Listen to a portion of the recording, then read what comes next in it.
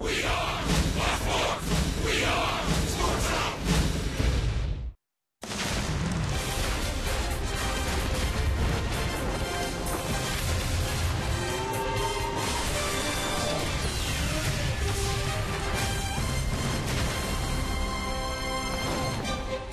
The calendar has turned to September 1, and there are a lot of new faces joining this Braves ball club tonight at Turner Field, where we greet the Miami Marlins in Game 2 of a 3-game series. Braves were shut out last night, but they hope September 1 is a start of something special here in Atlanta. It is a special night. Joe Simpson, Chip Carey, welcome back to the ballpark.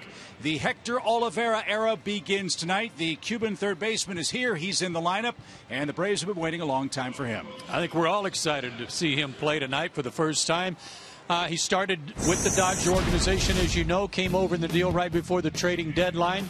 And Hector Olivera, in 10 seasons in Cuba, 96 homers, 433 RBIs, a very good batting average. Their season runs mostly during the winter and is about a 90-game season.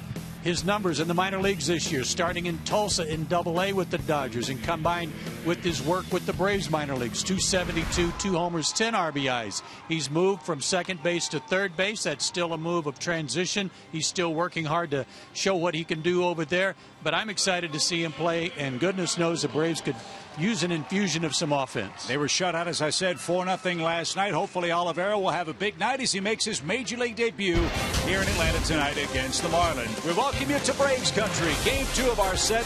Jen will be back and tell us who else has joined us here on September 1st right after this.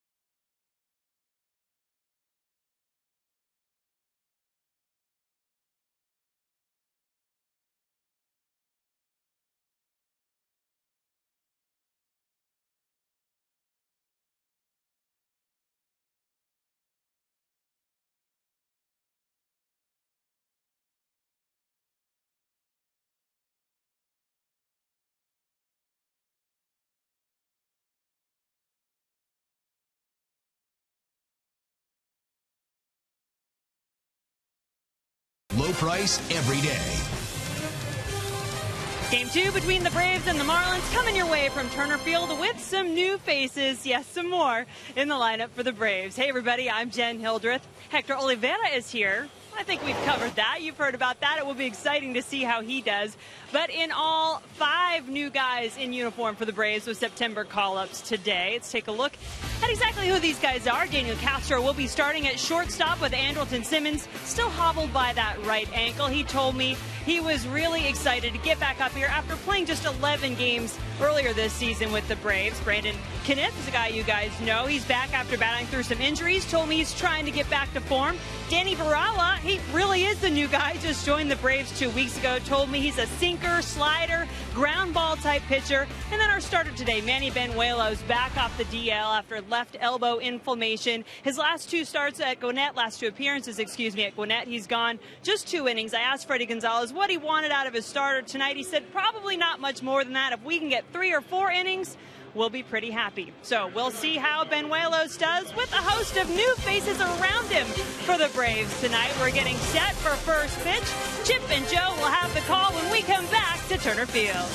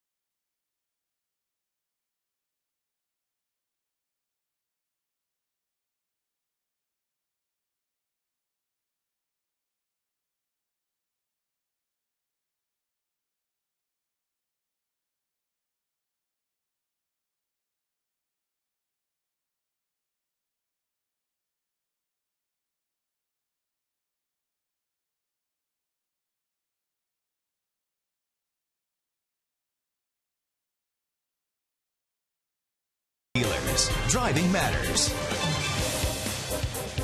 Another warm, gorgeous night in Atlanta, Georgia. Game 2 of our series between the Braves and the Marlins. Miami won 4-0 last night. Manny Banuelos is on the mound for the Braves, and he'll face this lineup featured by Dan Jennings, the Miami Marlins skipper. D. Gordon leads off their Academy Sports starting 9. Christian Yelich, out with a sore knee the last 5 games, is back in the outfield in left and batting second. Prado, Bour, Marcelo Zuna in center. Cole Gillespie homered here last night. Real Muto behind the plate. Echeverria, a terrific shortstop, is 8th. And there's a look at young left-hander Manny Banuelos. Manny Banuelos is 24 years old, 5'10", 165, out of Durango, Mexico. He's already made 4 starts this year for the big league team, but then suffered some elbow inflammation in his left elbow that he had surgically repaired in 2013, so they shut him down for a while. But obviously back pitching now, and those were his numbers, 1 and 2 with a 2.49 ERA. His 4 keys to pitching success. Obviously, you got to be concerned about him tonight overthrowing since he's coming back to the big leagues. Don't want to see that because he relies on a fastball and a changeup primarily, and that goes to his pitch counts. Try to stay ahead in the count and use that changeup effectively against this powerful Miami team. And it's a speedy team, too, at the top of the order with D. Gordon and Christian Yelich. And we will get a look at Hector Olivera, whose big league debut as a third baseman comes tonight. We've heard about his offense. We've heard about his defense. But this is a whole different animal in Atlanta. And, Joe, I would assume he's going to get and is going to need a lot of defensive help in his first days as a big leaguer here. Well, again, the transition from second to third, just knowing where to position himself, he'll rely heavily on the Braves dugout. So D. Gordon leads off for the Marlins. 11 bunt hits this year among the 161 he has overall. And welcome back Manny Banuelos. His first pitch a strike. 86 degrees tonight in Atlanta. Warm day today, much warmer than we've had over the last couple of weeks. And to short. Nice play. Castro, who's no stranger to the shortstop spot. He's filling in again for Andrelton Simmons, whose ankle isn't cooperating. So a new look to the left side of the infield. Olivera and Castro. Peterson and Freeman on the right side. Swisher, Maven, Markakis in the outfield. And A.J. Brzezinski is behind the plate. Daniel Castro can pick it. We've seen that in 2 other stints up at the big league club this year.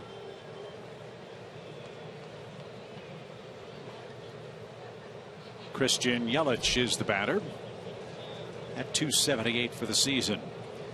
And it's been a tale of 2 seasons for this terrific young hitter. Got off to an awfully slow start, as did the rest of their team. But since late May, he's hit well over 300 for them. And he's done that to the Braves all year long. A 1-out single to center.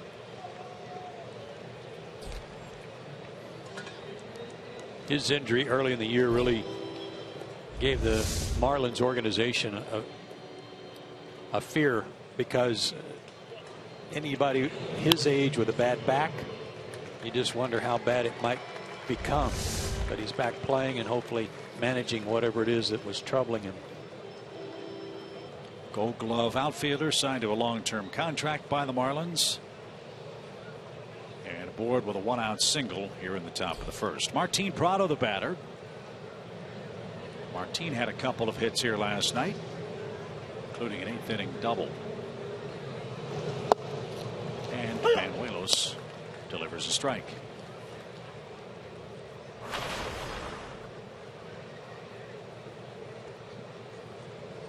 Another Martin Prado-like year at the plate.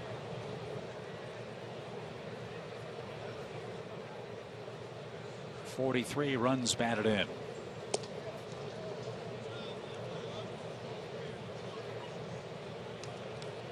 Got to keep an eye on Yelich. He's stolen 14 bases. Stole 31 last year when he was healthy.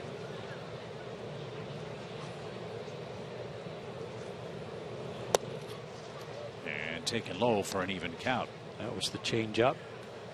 Circle change from Banuelos, who came to the Braves this winter from the Yankees, for David Carpenter and Jason Shreve.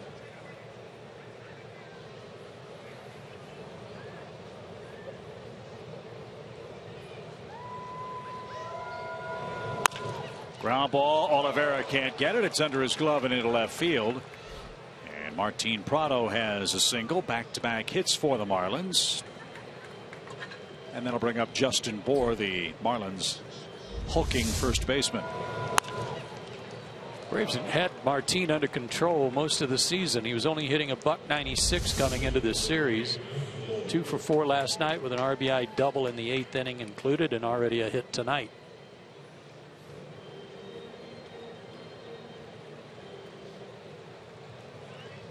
Banuelos made 2 rehab assignments down at AAA. Pitched a total of 4 innings. Gave up 3 hits, 3 unearned runs in those 2 games. So pitch count will be something to follow with Manny. As that one skipped up there, Brzezinski couldn't find it. By the time he did, the runners moved up on a wild pitch.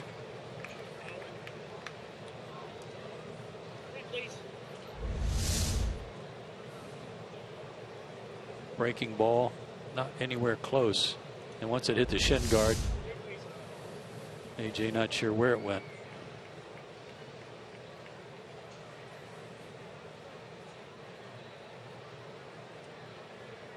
Bour has 5 hits on the Marlins road trip, 2 of them homers. And that's off the plate. 2 balls, no strikes. Bour was a former Cub farmhand. No chance for him to play there with Anthony Rizzo. So the Marlins were able to scoop him up, and he's replaced Michael Morse at first base. A .233 hitter against left-handed pitching. No homers, 7 RBIs, and he's way ahead 3-0.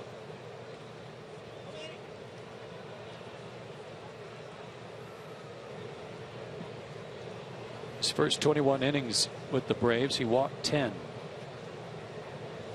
So that was of some concern, but he also struck out 16.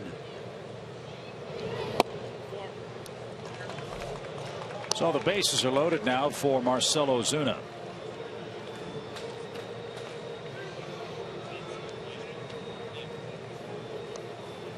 In his recent outings, Banuelos has not gone very deep in those rehab assignments. On August 22nd, 2 innings. August 27th, 2 innings. 30 pitches in the last one, so you got to figure that tonight somewhere in the 40 to 50 pitch range would be about what they're hoping for. Marcell Ozuna had a great year for the Marlins last year. 23 homers and 85 RBIs from their center fielder. And I can't believe he took that fastball just off the plate inside. He loves the fastball. And he launched that one into center field. That's going to drop for a base hit. Maben played it safely. The Marlins go station to station. It's 1-0 on an Ozuna single to center.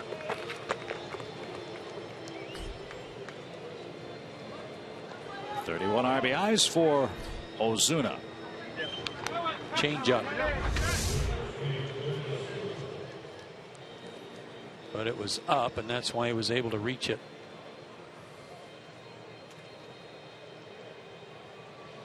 We keep talking about, at least I keep saying, well, it was this pitch or that pitch, but it was up. But it was up.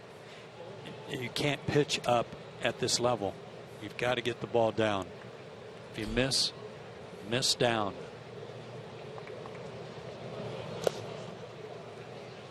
AJ smothered that. 1 ball, no strikes to Cole Gillespie. Gillespie homered in the 2nd inning last night. That was the only run Shelby Miller allowed over 7 innings of work. He left. And Marksberry and Moylan allowed 3 runs, and the Marlins cruised to a 4-0 victory. Check swing roller slowly hit. The flip to second is all Atlanta will get.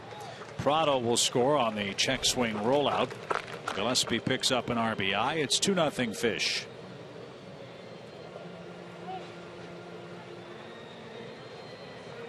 I have an idea, Chip. What's that? All these first inning problems for the Brave starters, I think when they have the parade of fans, you know, that come around, walk around the field every night. Yeah. I think they ought to have the starting pitcher go out there and start pitching then, and tell him it's the first inning. Send the catcher out there. Get that out of the way. Yeah, why can't a pitcher warm up on the mound instead of in the bullpen before the game? Boy, falling behind early every night really puts an onus on the hitters.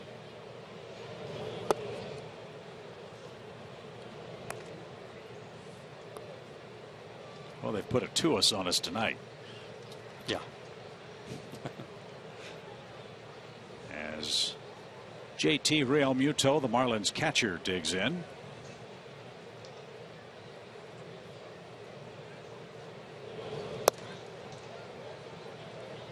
"75 times this year the Braves' opponents have scored first. 75 times. Worst in the major leagues in innings 1 through 3 over the last 2 weeks. And of those, it's hard to climb out of that every time. I was going to say, of those 75 games, Braves have come back to win 19 of them. 19 and 56 when the opponent scores the first run in the ball game. 3 hits and a walk for Miami. Realmuto, their 7th hitter to hit. And that's out of play. 2 balls, 2 strikes.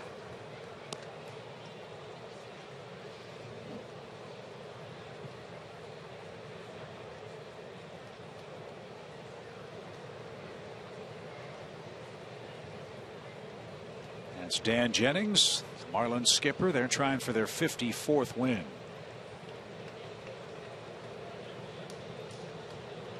Runner at first goes. Pitch caught on and popped up into center. And that should be playable, and it is. Side retired. Miami gets 2 runs, 3 hits. Justin Nicolino to the mound with an early lead in Atlanta.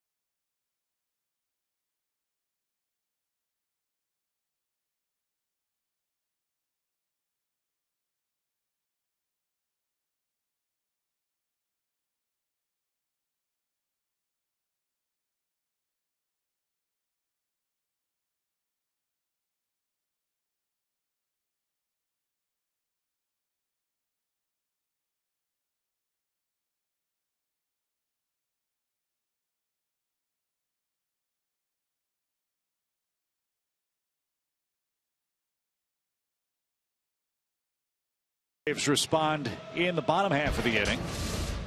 And it is a new look lineup for Atlanta, although not at the top. Markakis, Maben, and Freeman 1, 2, and 3 on the Academy Sports 9. Swisher cleans up. Brzezinski 5th. Hector Olivera makes his big league debut tonight. Peterson, Castro, and Banuelos against a talented kid that is not a homegrown Marlin. No, he came out of the Toronto organization in that big deal they made with the Blue Jays a couple of years ago. Number 2 pick by Toronto in 2010 out of Orlando, Florida. His home road split so far 2-0 on the road with a 1.32 ERA. That's pretty snazzy. Fastball that he cuts it a lot. He's got a curveball and a changeup, real good changeup. But to be successful like Banuelos, he's got to be down in the zone and command his pitches to both sides. Not overpowering. First pitch is whacked right through the box. Nick Markakis aboard with a single. Nick a little angry. His 11-game hitting streak was snapped last night, but he starts another one on the first pitch of tonight's game. Fastball, first pitch of the game, laced to center. Welcome to Atlanta.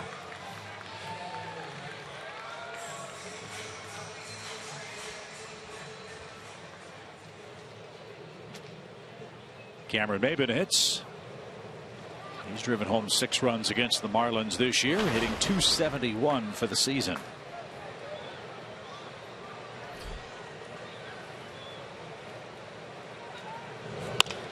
He swings the first pitch and drives it toward right. Gillespie gives ground at the edge of the warning track, makes the play, and Markakis retreats to first. The Marlins defense, Yelich, Ozuna, and Gillespie left to right. They hope to have Giancarlo Stanton back on Friday. That would be a big lift for the Marlins. Bour, Gordon, Echeverria, and Prado around the horn. Real Muto is their catcher.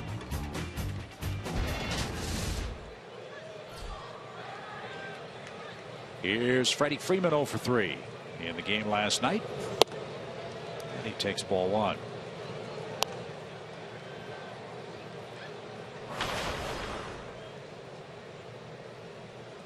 Nicolino was in AAA before he was called up. 7-7 at New Orleans with a 3.52 ERA. And great minor league numbers both with the Blue Jays organization and the Marlins. 45-21 in his career, including a great year last year in AA at Jacksonville. He's 14-4.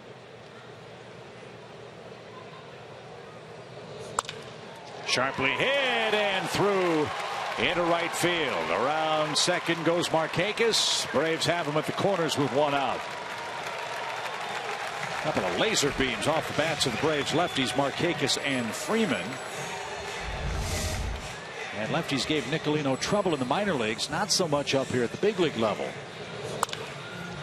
Yeah, they're only hitting .222 at this level, but both hits came on fastballs that had a lot of the plate.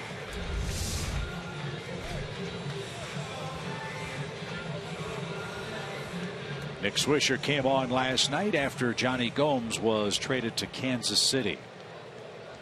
And he had a couple of walks.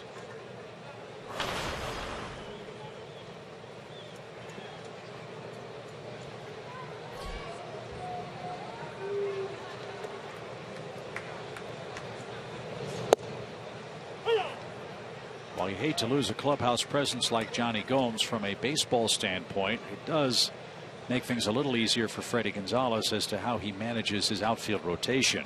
He's getting a little crowded out there. And tonight he's got the switch hitting Nick Swisher in with the left-hander on the mound. Yeah, it will be a little bit easier. A couple of guys that were not called up at the deadline. I don't know if they'll be called up when their season ends, but Joey Trdoslavich still back at Greenville, and Malik Smith, who was named the International League Player of the Month for August. Both outfielders, as you know. Joey also at first base.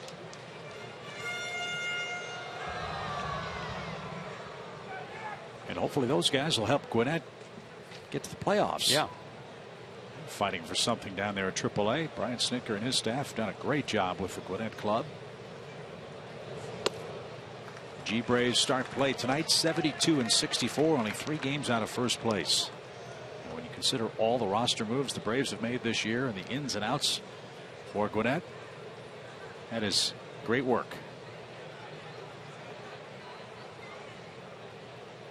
See how this guy works 3-1 with runners aboard. Bouncing ball towards short. Gordon the turn, and he gets the ball on the ground and a double play, and the Braves get 2 hits and nothing else. 2-0 Miami. We've completed 1 in Atlanta.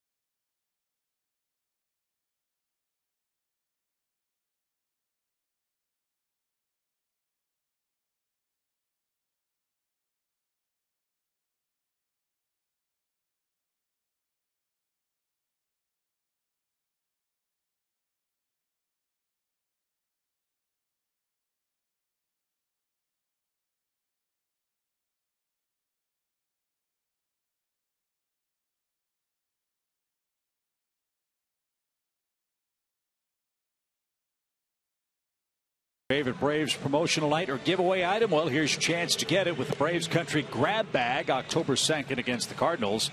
Along with your game ticket, you'll get to choose one of over 25 Braves promotional items to take home as a souvenir. Go to Braves.com/grabbag for more information and to purchase your tickets.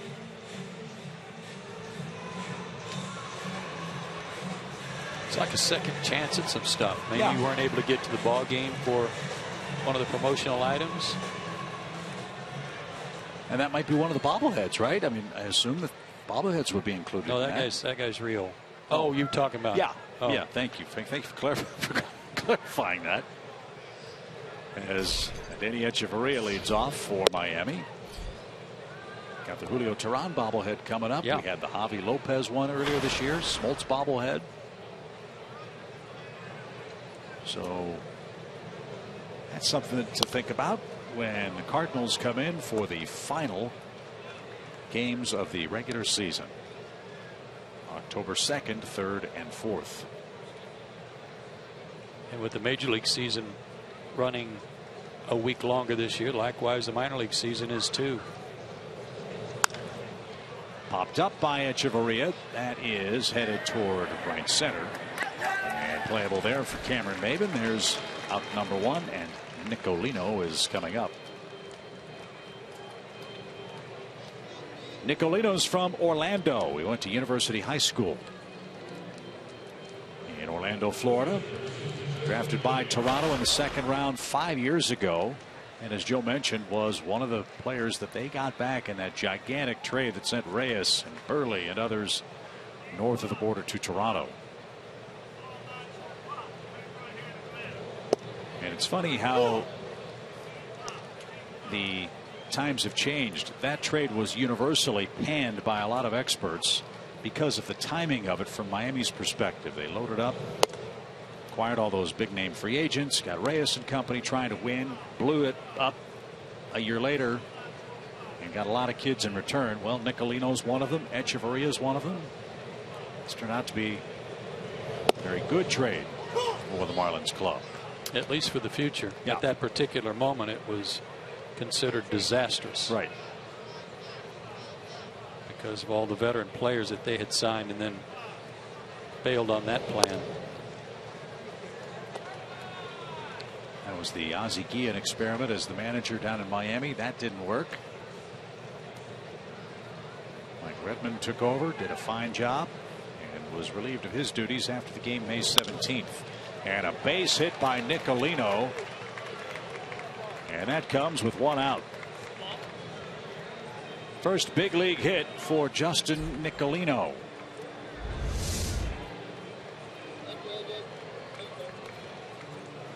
Well placed. Right in between Olivera and Castro.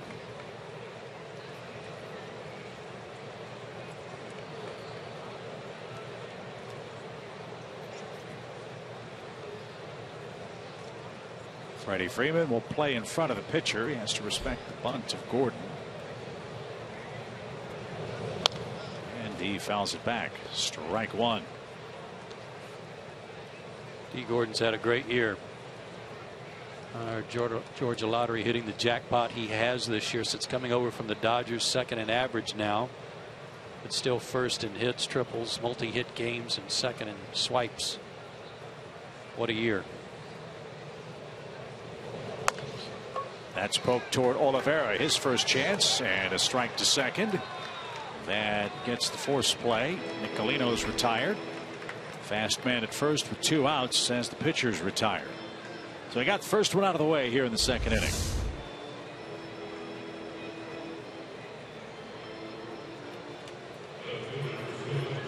And that's the only shot they had at an out with Gordon running.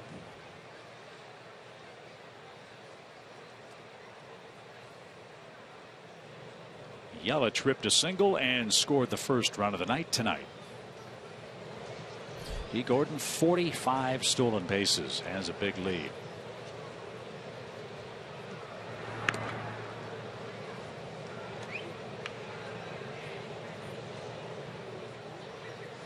Mentioned with Christian Yelich, he has not started the last 5 games until tonight. He's got a sore right knee. But he's good to go in game 2. Gordon has a big lead and is chased back to the bag again. Yelich's swing is one of those swings that plays anywhere.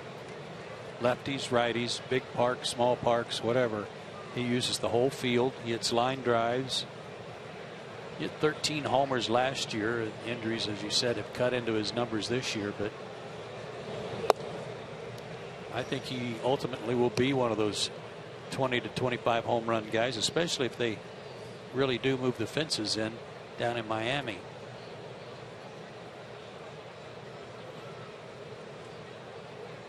1 ball, no strikes.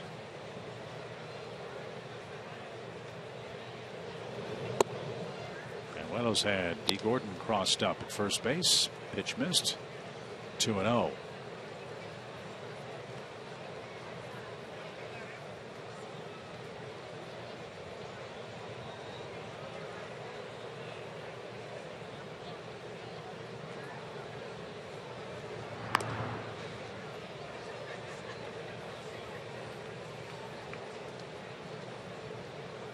D. Gordon, a prototypical Marlins type player. Juan Pierre, Luis Castillo, remember those guys?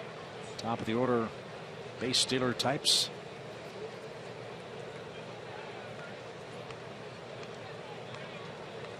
This year Gordon second in the league in batting average, first in multi-hit games, hits, triples, second in steals to Billy Hamilton. Evan Gattis has more triples than D. Gordon. Come on. Evan Gattis. Unbelievable. 9. 9? Runner goes. Pitch a ball. Throw to second. A strike, but late. Joe West had an eagle-eyed look at it.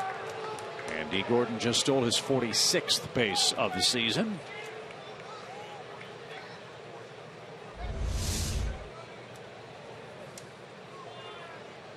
Really good crossover step. And did he keep his hand on, keep something on the base?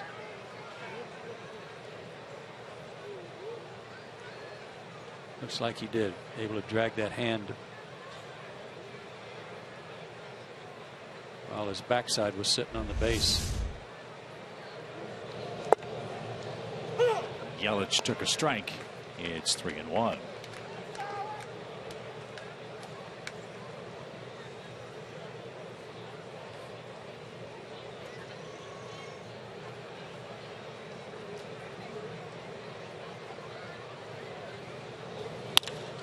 Sharply hit out towards second. Short hop play by Jace Peterson. Nicely done.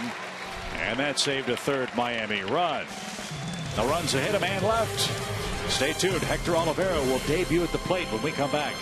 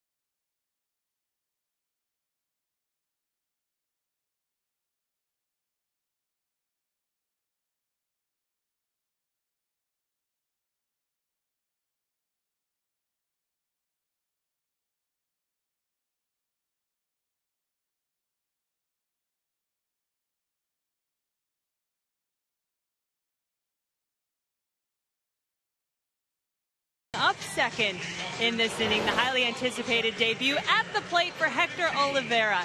Now, he'll be the first to tell you that it's been a work in progress since he got to Gwinnett. He was coming off the DL with a hamstring injury that set him back a little bit, but he told me earlier today that he felt every day he was able to see some improvement and make some progress. That included at the plate, guys, where he started 3 of 15 at Gwinnett, finished 6 of 23, said he's not quite 100% there yet, but he feels pretty close. Yeah, I'm anxious to see him swing the bat too, Jen. I know a lot of the evaluations of Olivera down in the Dominican this winter were basically like a tryout. I mean, it was a workout. They didn't see him play any games. And it was all about how he looked against just regular batting practice and then later against some live BP. So he'll follow AJ Pierzynski, who checked his swing. And he faces a 2-ball, no strike count. Well, remember, it wasn't just the Braves who were willing to take a chance on Hector Olivera. There were numerous teams involved in the bidding. As Echeverria made a gorgeous play to rob Pierzynski of a hit. He is some kind of shortstop. 1 out. Well, he has been playing all the left-handed hitters up the middle and robbed Freddie last night. He just robbed AJ. So welcome to Atlanta, Hector Olivera.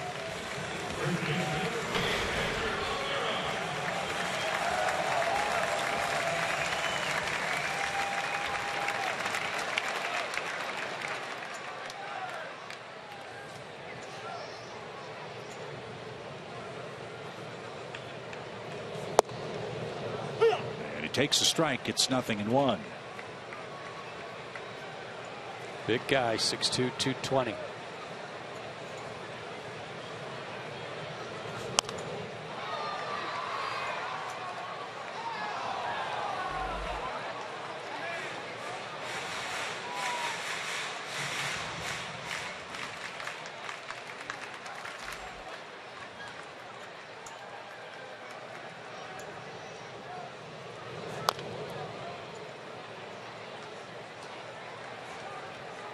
Still 0-2. 2-0 Miami. 2 first-inning runs versus Manny Banuelos.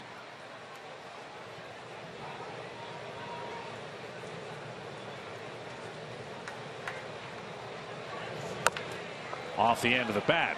Pitcher's got it. And the spin and throw to first in time. And Olivera is retired for the 2nd out.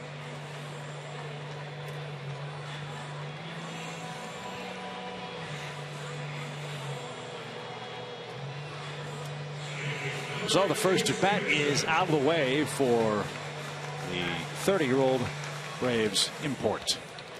Here's Peterson. It's kind of a shame, really, that his fellow countryman from Cuba, Adonis Garcia, that he can talk to and kind of figure out some things at this level, also happens to play the same position. That's kind of hard on him. Yeah, we talked about that last night. The Braves were working Garcia out at second base. He's played some there.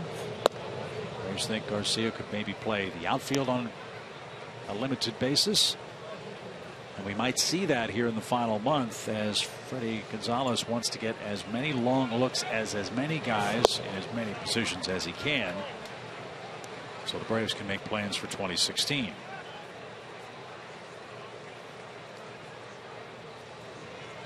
Two balls, one strike. And that's dumped over third, but fouled out of play.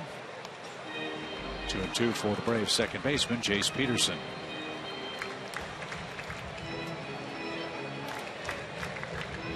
Jace had a hit here last night. He's 1 for 3 in the series so far.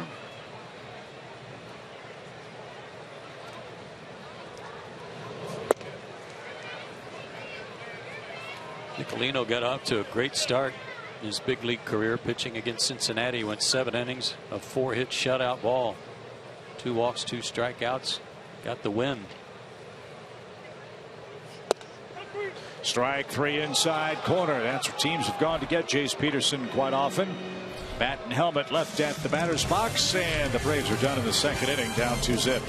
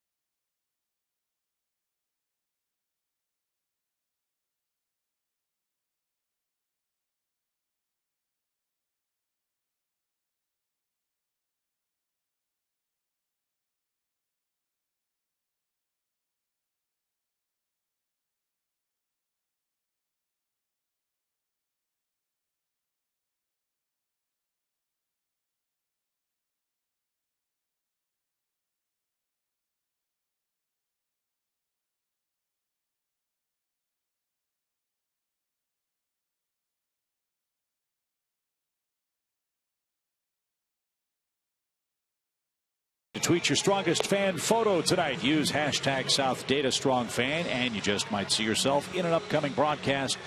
That's brought to you by T-Mobile. Special night tonight. Hector Olivera makes his big league debut, and a little later on, we're going to have some fun with our pals in the Fox Sports Florida booth. Tommy Hutton and Rich Walls will join Joe and me on the air at the same time for a couple of innings. We'll talk baseball, talk about our clubs, and hopefully have some fun with you tonight as the Braves and Fish fight in Game 2 of the series.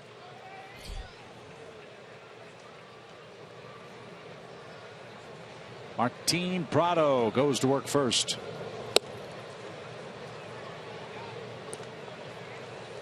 He singled and scored the second Marlins run. Prado's now been on base 27 of the last 28 games for Miami.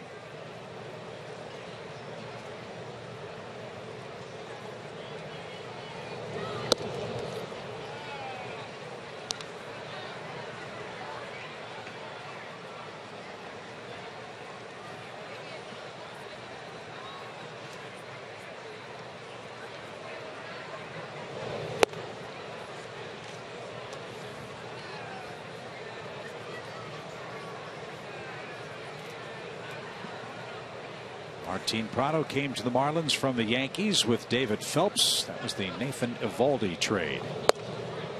That one's in for a strike. It's 3-1.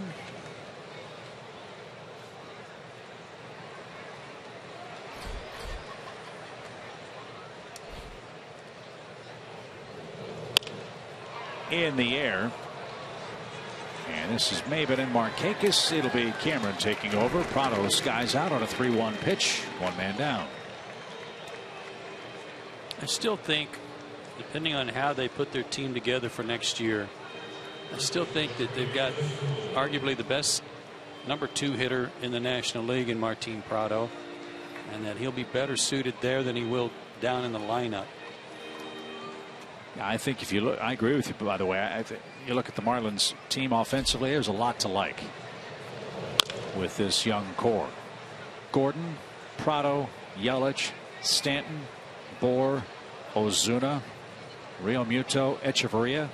I'd like to go through that lineup. Pretty solid. Times. Yeah. Very solid. There's a lot of strikeouts in there, but a lot of strikeouts in that Cubs lineup too, and those young guys are playing like they don't know that they're not supposed to win at such an early age. I think the issue for the Marlins is who's going to get outs, who's going to go to the post every 5th day for them. They got to get Jose Fernandez right. Remember, he pitched here in Atlanta and left with biceps tendonitis. Hasn't pitched since, probably won't for Miami as he makes his full comeback from Tommy John. Popped up right side and playable for Peterson. They've got to figure out Jared Cozart. He's got the vertigo issue. David Phelps has been on the disabled list. Don't know if they can count on Henderson Alvarez and shoulder surgery. He may miss most of, if not all of, next year. And do the Marlins have money to go out and add pitching, add starting pitching in the free agent market? Apparently they weren't willing to spend any money on calling anyone up once the roster's expanded. I believe the only guy they brought up was an extra catcher, a 3rd catcher, Talise, who was up earlier, and no one else. And that doesn't even factor in who's going to manage Miami next year. Yeah. Or general manage Miami next year. I mean, there are a lot of hats in the air in South Florida with this Marlins club. Out of play by Ozuna, foul, strike 1 to him. Excuse me, strike 2 to Ozuna with 2 outs and the base is empty. He drove in the first run of the game.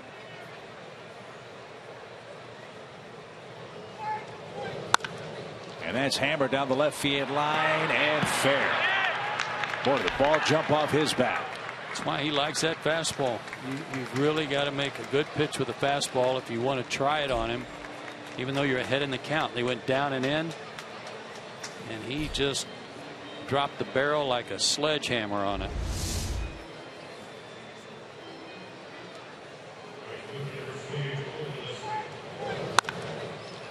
If If you're going to come in on a guy that's a good fastball hitter, you got to come up and in. You got to be at least above the belt to try and tie him up. Don't give him the opportunity to just drop the barrel. Sugar Ray Marimone up for Atlanta as the pitch count nears 50.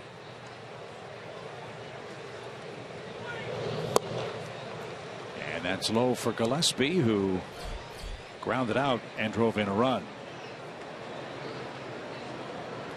Sugar Ray ought to be stretched out. He's been working as a starter down at AAA.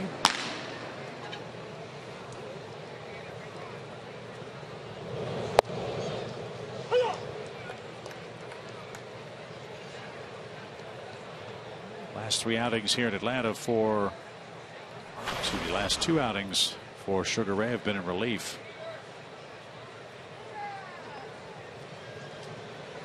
1 ball, 1 strike. And Gillespie almost got hit. 2 balls and a strike. This ought to be international night.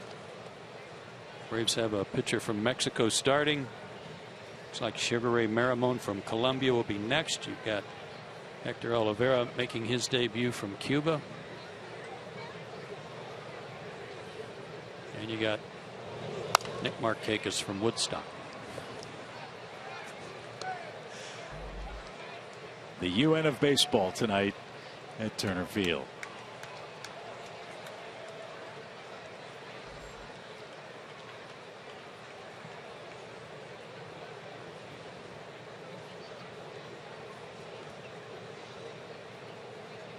Two pitch coming for Cole Gillespie. And it's up the middle, and it's going to skip into center field. It's 2-out hit, a 2-out RBI, and it's 3-0 Miami.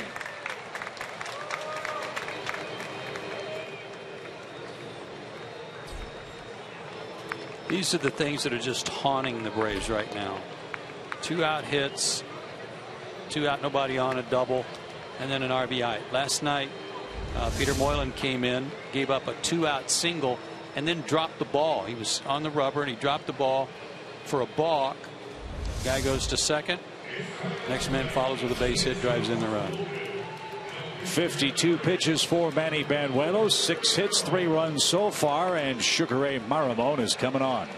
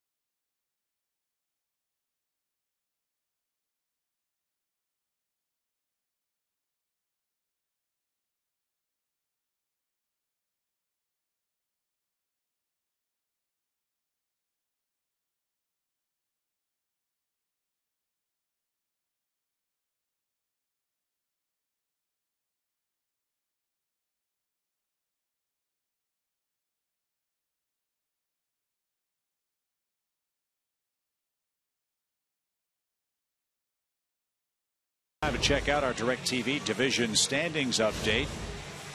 And the Braves try to hold off Miami and Philadelphia and hang on to 3rd place in the National League East. The Marlins are just a game and a half behind the Braves, who at one point were 42-42 on the season. But the Braves just can't get on a roll. They've lost 6 in a row and 13 out of 14. They just can't put back-to-back wins together, get some confidence back, and give that bullpen a rest. But tonight we knew they were going to be in the bullpen early because of the limit on number of pitches for Banuelos. So here is Sugar Ray Marimone out of Cartagena, Colombia. Ready to try and give the Braves some innings.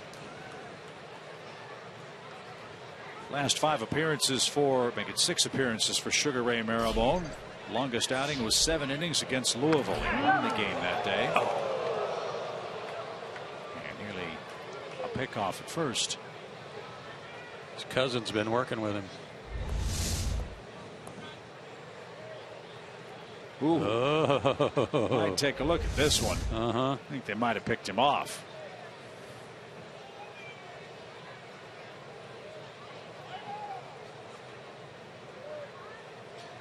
Yeah, Horacio Ramirez said he's out. Let's see if he is. Yep, he is out. So the Braves are going to challenge the safe call at first base. And it would be a family affair if Marabone would pick off Gillespie with all of Julio Teheran's great pickoff moves this year. So this play will be under review in the top of the 3rd inning. His hand hit the ground real hard as he was diving back, and that slowed his hand back to the base.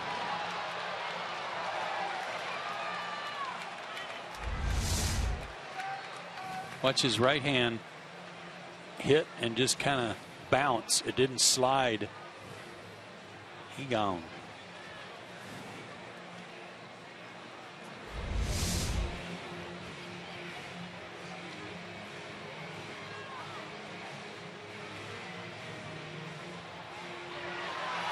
One of the things you do as a base runner so that you don't jam your fingers is raise your fingers up so that the palm of your hand hits the bag. And when his fingers were up, his palm hadn't gotten to the base and the tag was applied. Verdict is in. Oh, he's of course safe. How can that be? I don't know how that could be. Unless there was dirt on top of the glove and the dirt touched the arm and not the glove. That's the only thing I can think of.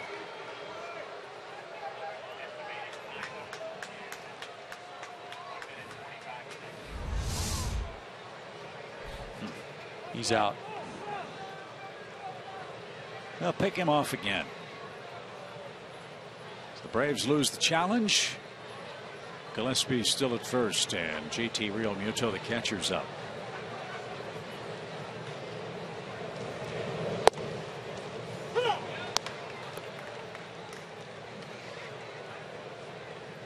The only thing I can think is that there wasn't enough evidence to change the call. Sure, you know what? I'm kind of tired of that one. I'm with you. Is he safe or is he out? You know, not enough evidence is kind of getting old. It's like a protective blanket over the umpires to me.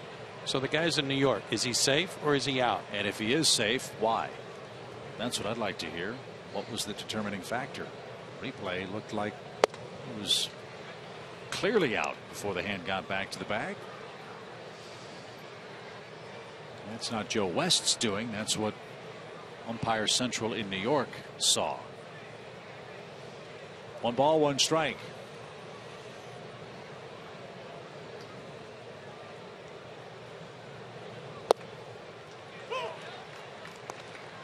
Sugar Ray fired a bullseye. 1 ball, 2 strikes.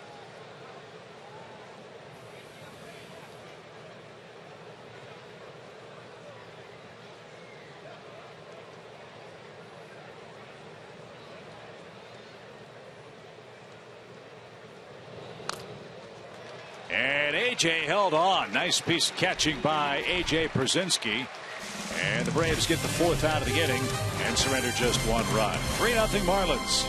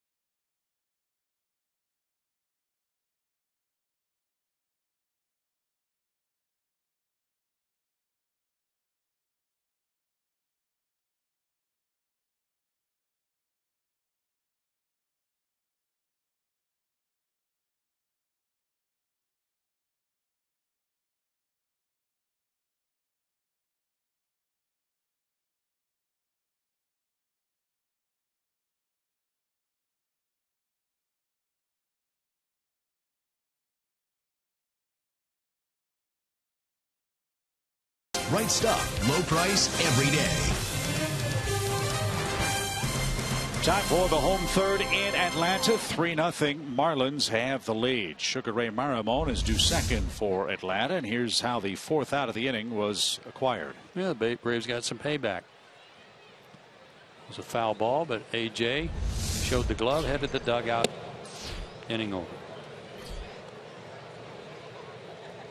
Here's Daniel Castro. He came up with some big hits for Atlanta when he was here. Look at that, 300 average when he filled in for Simmons. Remember, Anderson missed some time with that bruised thumb. And Castro did a nice job. And 8 for his last 24 before he was sent out.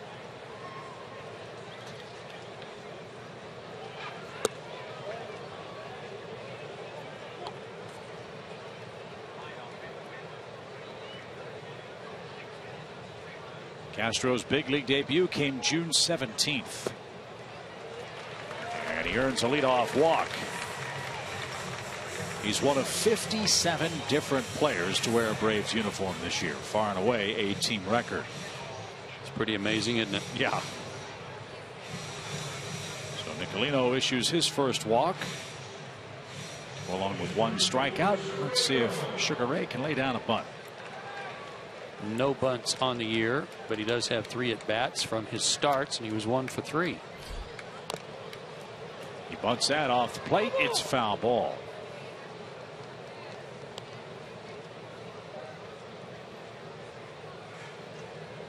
Maramon had a single in his first professional at bat.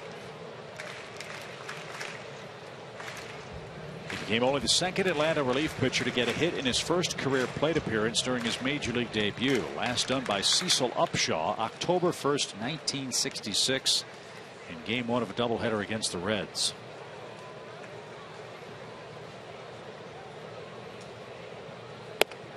That's high, even count.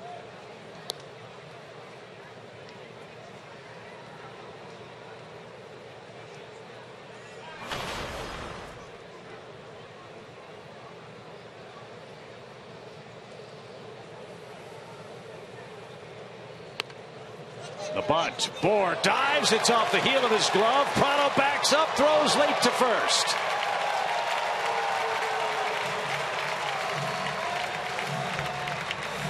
The Marlins are playing pinball on the infield. And that'll be a bunt hit. Well, the big Bour came in, but caromed off his glove. Too late for Martin to do anything about it. Nobody was at third. And if he catches this ball, they've got an easy double play because Daniel Castro couldn't afford to wait to see what was going to happen. He had already taken off. So a chance for a big inning for the Braves. 2 on, nobody out. And Nick Markakis, the hitter, he singled on the game's first pitch he saw. Yeah, finally a break.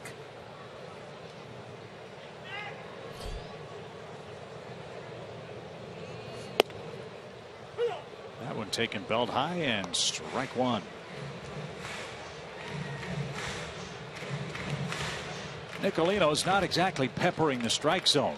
31 pitches, only 16 have found the strike zone tonight. He's scattered 3 singles.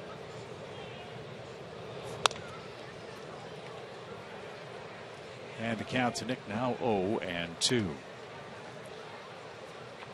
Markakis had a fantastic first season in Atlanta. I thought Joe made a great point last night how much stronger he appears to be at this time of the season.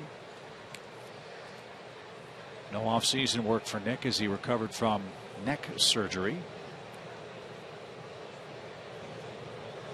Through all that, he's accumulated the 3rd most hits in National League play. He just got plunked to load him up. So the bases are loaded, nobody out for Atlanta.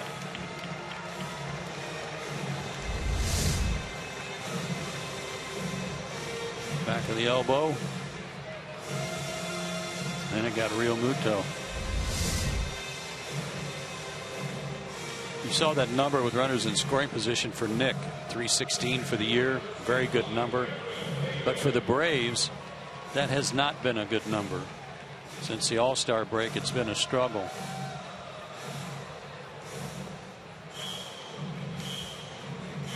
Chuck Hernandez is the pitching coach for the Fish. Long meeting that'll be broken up by Ben May, young umpire out of Racine, Wisconsin,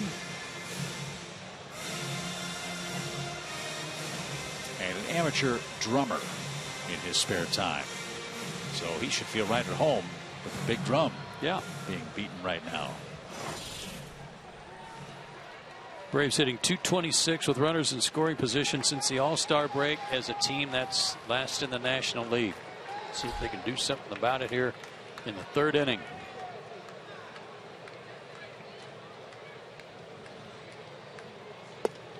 Cameron Maybin's had a great year with runners in scoring position. See if he can give the crowd something to cheer about here.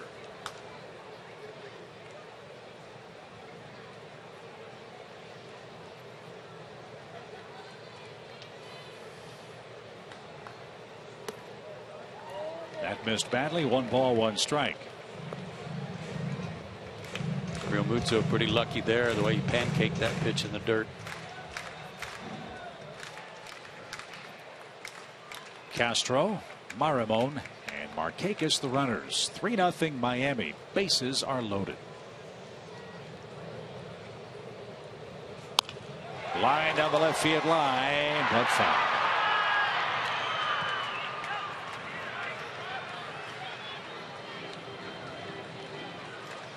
Should I or shouldn't I was what was going through the ball boy's mind. He was ready to lay out and make a great play, and then thought better of it.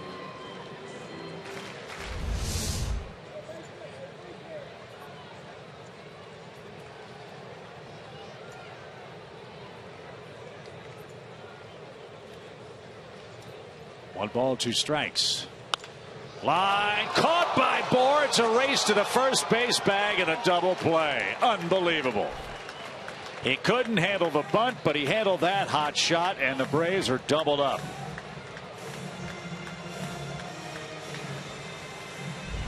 Well, after that dive for the bunt, I didn't see this happening. Big Cat made the play there. Excuse me, there's only one Big Cat.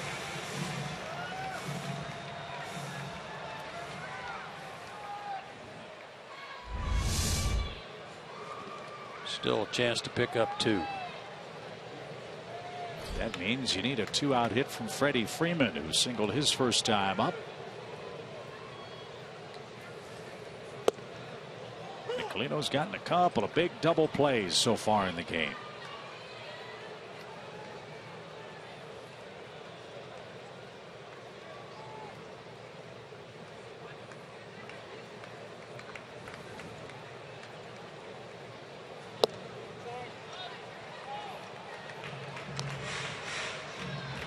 Don't forget to stick around with us for the 4th inning.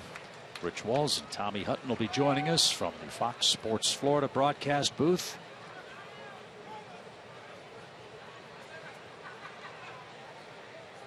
Right now they're enjoying the game a lot more than we are. The Fish lead at 3-0.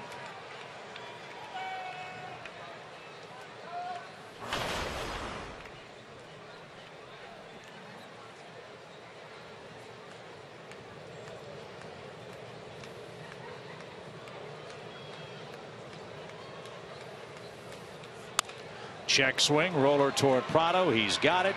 The Braves had him loaded. Nobody out and cannot score. Wow.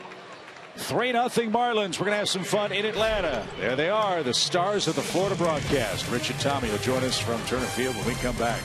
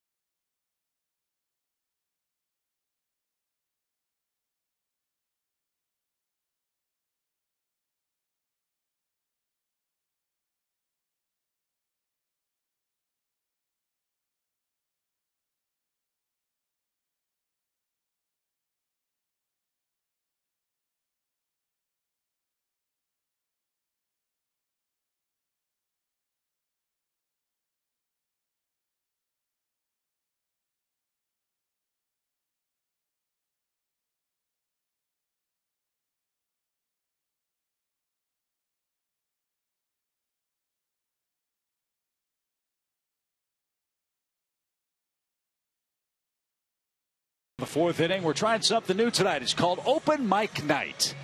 Joe Simpson and I will be joined by Rich Walls and Tommy Hutton, the great broadcasters for the Marlins, and we'll talk about both of our ball clubs here in Game 2. 3-0 Miami on top. Great play by Justin Bour, and now the grand experiment begins. Hi, gentlemen. How are you? Welcome to the end of our careers, fellas. Yes. Chip Carey, Joe Simpson, Rich Waltz, Tommy Hutton, and all four of us are going to get together for the next couple of innings and talk baseball. We'll talk about the Marlins and the Braves. Justin Bour had 2 shots at it, guy. The first one he didn't quite get, but the second one was a spectacular play. If he's going to make one play, I think he made the right one. Yeah, we knew going in, guys, that this was going to be a tough night for Freddie Gonzalez. Manny Banuelos was on a pitch count, and now it's turned over to the bullpen. Sugar Ray Marimon, and who knows who else will work tonight. Fastball misses in. And really, guys, I think that's been one of the big problems for the Braves in the month of August. The bullpen has been used. It's been abused. It's very young, very inexperienced. And really, guys, there haven't been many great options for Freddie Gonzalez to go when his starters have faltered. And the young starters have not been exactly Smoltz, Glavine, and Maddox-like at times for the Braves this month. You know what it does? It gives you guys and it gives Freddie and the Braves organization the same opportunity that the Marlins have. You're going to see guys that might not be on the ball club next year, but might. And you'll see what they can do in major league situations. We've been talking about that, Tommy, as these opportunities arise and how great these opportunities are. They don't come along that often, especially in the Atlanta organization, to come along and have a bad day, have a bad outing, and still be able to come back and redeem yourself. Danny Echeverria up right now, leading off here in the fourth. And Echeverria cracks one in the gap right center. Over for it is Markakis, and he makes the catch. For Miami, some guys that have taken advantage of those opportunities. Derek Dietrich is one. Justin Bour is another. Cole Gillespie, who's knocked in a couple runs tonight, have done that as well. And I'm sure for the Braves, I know we've loved Adonis Garcia and his play at third base. He's a guy that seems to have taken advantage of a chance to play. Yeah, we've been talking about that, Rich. What a shame it is that he's got a fellow countryman to talk to in Hector Olivera. Unfortunately, they play the same position, so we don't know how that's going to affect Adonis's playing time going forward. Do you think Olivera is going to get an opportunity to play a lot this last month?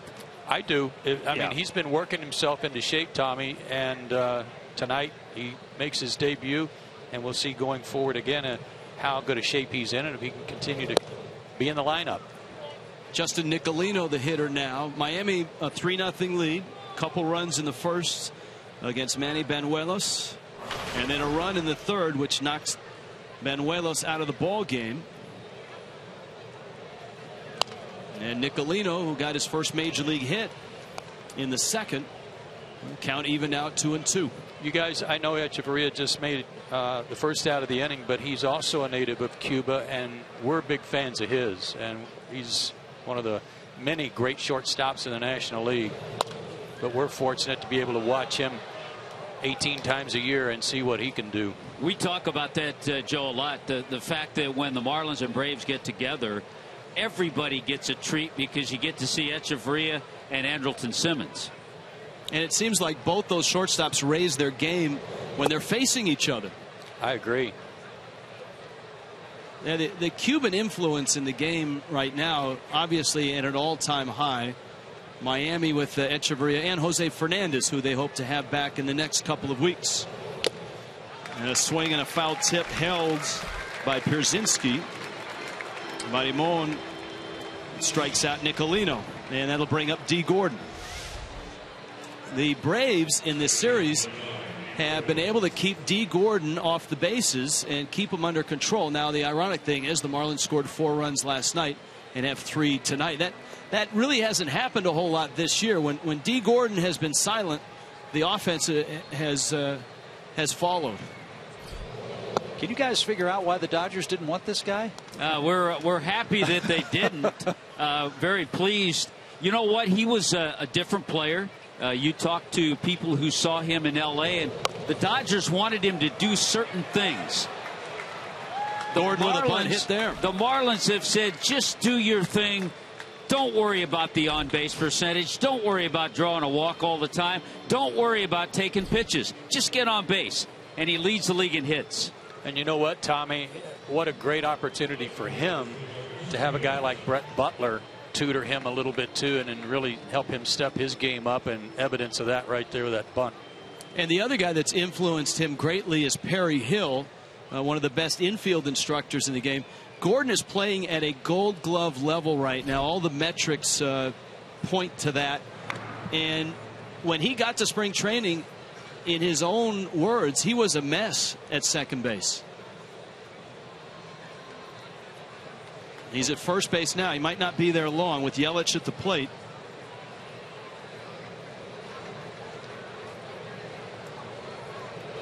Marimon to the plate, and Yelich takes a strike. Yelich, a line drive single in the first. A hard ground ball out. Been in and out of the lineup after coming off the disabled list with that sore knee. Remember, he hurt it here at Turner Field, climbing the wall on a Johnny Gomes home run. And Joe, I know you love the swing and the play of Christian Yelich. I do indeed, Tommy, and we miss seeing him get to play. I mean, he does a lot of damage to the Braves, but the way he plays, he's going to be a valuable part of your organization for a long time. We just want him to stay healthy. You know, do you foresee him being a guy that's a 20 to 25 home run guy, or is he going to be more where he was last year in the 13 to 15 range? I see 15 to 20. I mean, that's splitting hairs. I see a 300 hitter. He won a Gold Glove last year, of course, in left field. I see that type of player.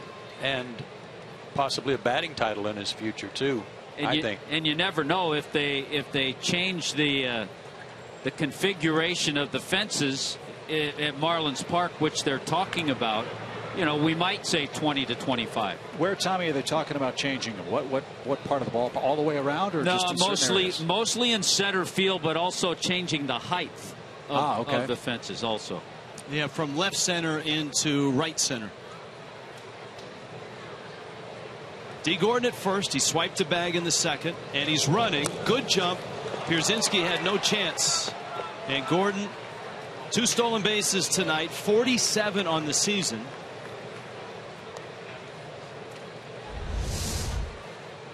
The other thing we want to see is D. Gordon win that stolen base title, win the batting title, which would be the first since Jackie Robinson did that. Is that right? That'd be something. As well, if he wins a Gold Glove, I believe only one other player in baseball history has done that, and that's Ichiro. That's a batting title, a stolen base crown, and a Gold Glove. Rich, don't give these guys too much information. We're helping their careers way too much. Hey, pal, we'll take all the help we can get over here. It's been that kind of year, you know what I mean? Listen to my partner. A 3-0 lead, and he's popping off. I don't know if you can tell over there, Tommy, but Chip and I are both sitting on, what do you call them? Physio balls? Yeah. We're over here not only doing the game, but we're working on our core. What are you doing? Yeah, we saw you guys working on your core last night. Just wait. See? Yep. Physio ball. Here, look. Check it out. You know, the first announcer that I saw do that was John Rooney in St. Louis. Mike Shannon does it all spring. There you go. Yeah. Nobody looks better in a black members only jacket on a physio ball than Mike Shannon. That's a good call. On a 90-degree day. Yes. That's a good call. Here's a 3-2 to Yelich, and he lifts it down the third base line and foul. The reason I say Yelich, I think, has a chance to have a batting title in his future. He's a lot like Freddie Freeman when he first came up, and that is he uses the whole field, hits those line drives you were talking about, Rich, to all parts of the ballpark. Freddie's more pull now than he used to be when he first came up, but I can see Christian being at the top of the league in that division, in that category. And he runs better than Freddie Freeman. Right. A lot of infield hits for him, possibly. Yeah, both guys from the same neck of the woods in Southern California. And so Yelich down to first. Gordon is at second. And we should just shut the heck up and let you guys talk about this hitter maybe for the next half an hour, because Martin Prado has become one of our favorites, and he's been a Marlin for what, 5 months? Yeah, we miss him badly. Miss his presence in the clubhouse, guys. Miss his play on the field. He was a great second hole hitter for us for a long time. Chipper Jones called him one of his favorite teammates when they played together here with the Braves. And it really was heartbreaking for Atlanta when they got Justin Upton. Martin Prado had to be part of that deal from Arizona's perspective, and that was a real tough pill for a lot of folks in this part of the world to swallow. Prado with a base hit tonight. Marimon the 1-0. One of the things about Martin that I appreciate, guys, is when he first came up, I don't want to say you could knock the bat out of his hands, but pretty close. And he really made himself into a tough out. He worked hard, so hard to the extent that they had to make him get out of the cage at times and limit how much batting practice he took. We were talking, we have, tonight is our social media night, so we've been taking emails and tweets, and we have a few for you as we roll along. But we had a question about Derek Dietrich and where will he play, and this is the guy that I think Dietrich should look at and say he played all over the place. Anything to get into the lineup. Remember, he made the All-Star team kind of as a super utility guy. Right. 1-2 coming to Prado, and Marimon gets him. Marlins done here in the fourth. They leave a couple to the bottom of the fourth. All four of us are back. It's 3-0 Miami.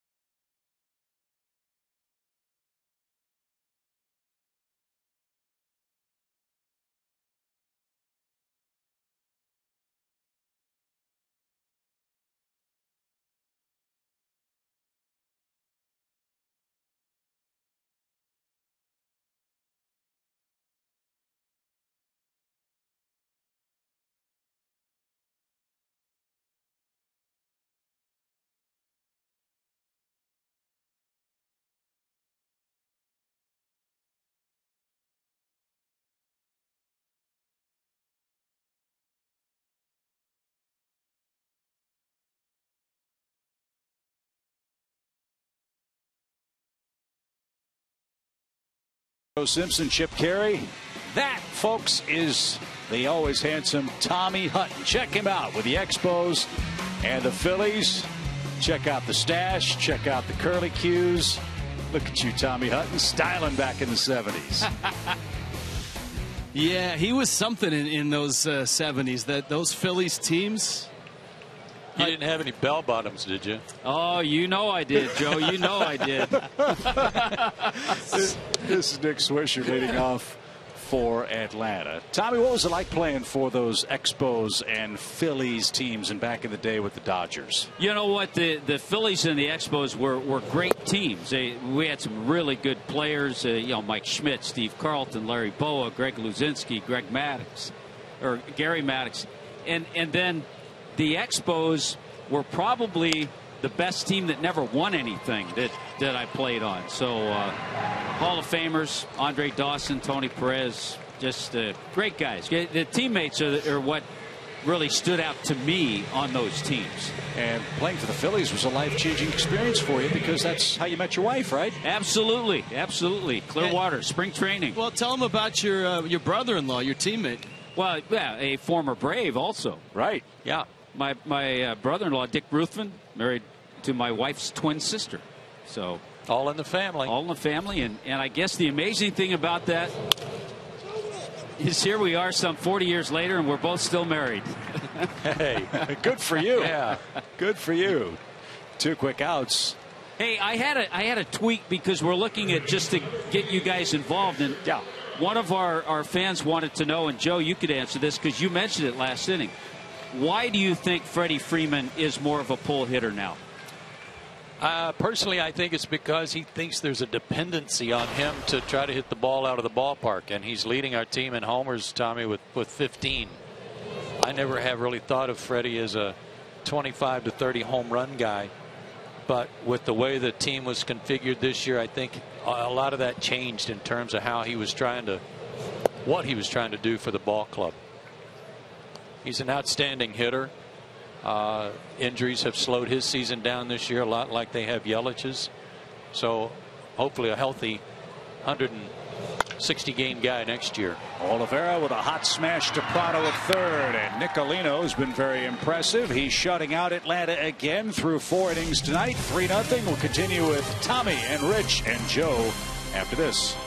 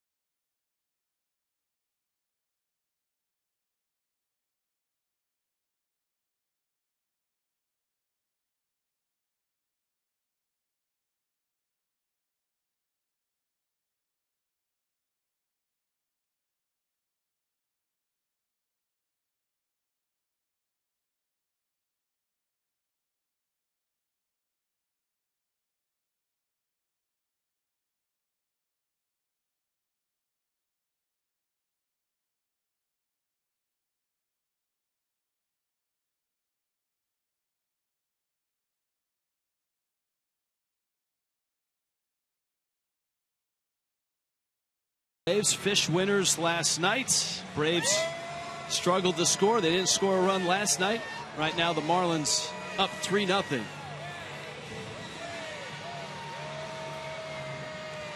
In Atlanta, home of the Braves, but this place only home for 1 more year for the Braves. Rich Waltz along with Tommy Hutton, Chip Carey, Joe Simpson join us now. We did have an email asking you, Joe Simpson, what will you miss most about this ballpark? Because next year is the last year before you move into, what is it, SunTrust Park? Yes, it is. And it will be a fabulous facility. That's a very good question. When this park first opened, it took a while for me to kind of, I'll say, sidle up to it because it was so new and there were so many different things about it, especially that center field plaza. But I think this is a great venue. I think it's a very fair ballpark, and we have great facilities up here, as you know, and the press box to work from, and I hope that we'll have the same at SunTrust. Justin Bour flips one out into shallow center. Daniel Castro makes the catch. By the way, another tweet for you, Tommy. All right. Do you miss the mustache? Not really. Not really. No, right. It was an era when everyone had mustaches. Well, let's go back to that era, kind of that era, and take a look. Well, we have some shots at Joe Simpson. Yeah, I think we got some Joe Simpson. No, he's clean. He looks like he's 12 years old there. Look at him. Look at that clean cut look. How come he's not on the field, though? There's a bouncer to third. Olivera across the diamond. Those were the days, the Seattle days, right, Joe? Yeah, if you go back to the second, go to the next one. Okay, see over there to the right, that's a lineup. I was saying to myself, well, missed another one. Hey, Joe, you and I were in the same boat. The last few years of our baseball cards, they didn't ask us to get a glove or to get a bat. They just said, just stand there and smile. Right. Now, did you guys both play? Were you in the Dick Williams window in Seattle, Joe? I was when I started broadcasting. When I first started broadcasting, he was the manager. So we both were around Dick Williams then a little bit. Yeah, tough cookie. Mm-hmm. I don't know what he was like to play for, but I know you better toe the mark. He was also a pretty good radio analyst. And when I was doing AAA baseball in Las Vegas, Dick would come on. He made his home there. Yeah, he made his home. He would come out and do color a couple nights a week. And he was tough. I asked him one time, I said, hey, when you're watching television, did you ever manage when you're watching a ball game and say, yeah, boy, I would have made this move or that move? And he said, well, I can't say what he said, but you could once. Yeah, I could. He said no, because as a manager, there's only things that you know that go on in the clubhouse. People don't know, other managers don't know what players are hurt, what players are sick, what players that have some issue off the field. You just don't know what's in that clubhouse, and all of that goes into a decision that you make over the course of the game.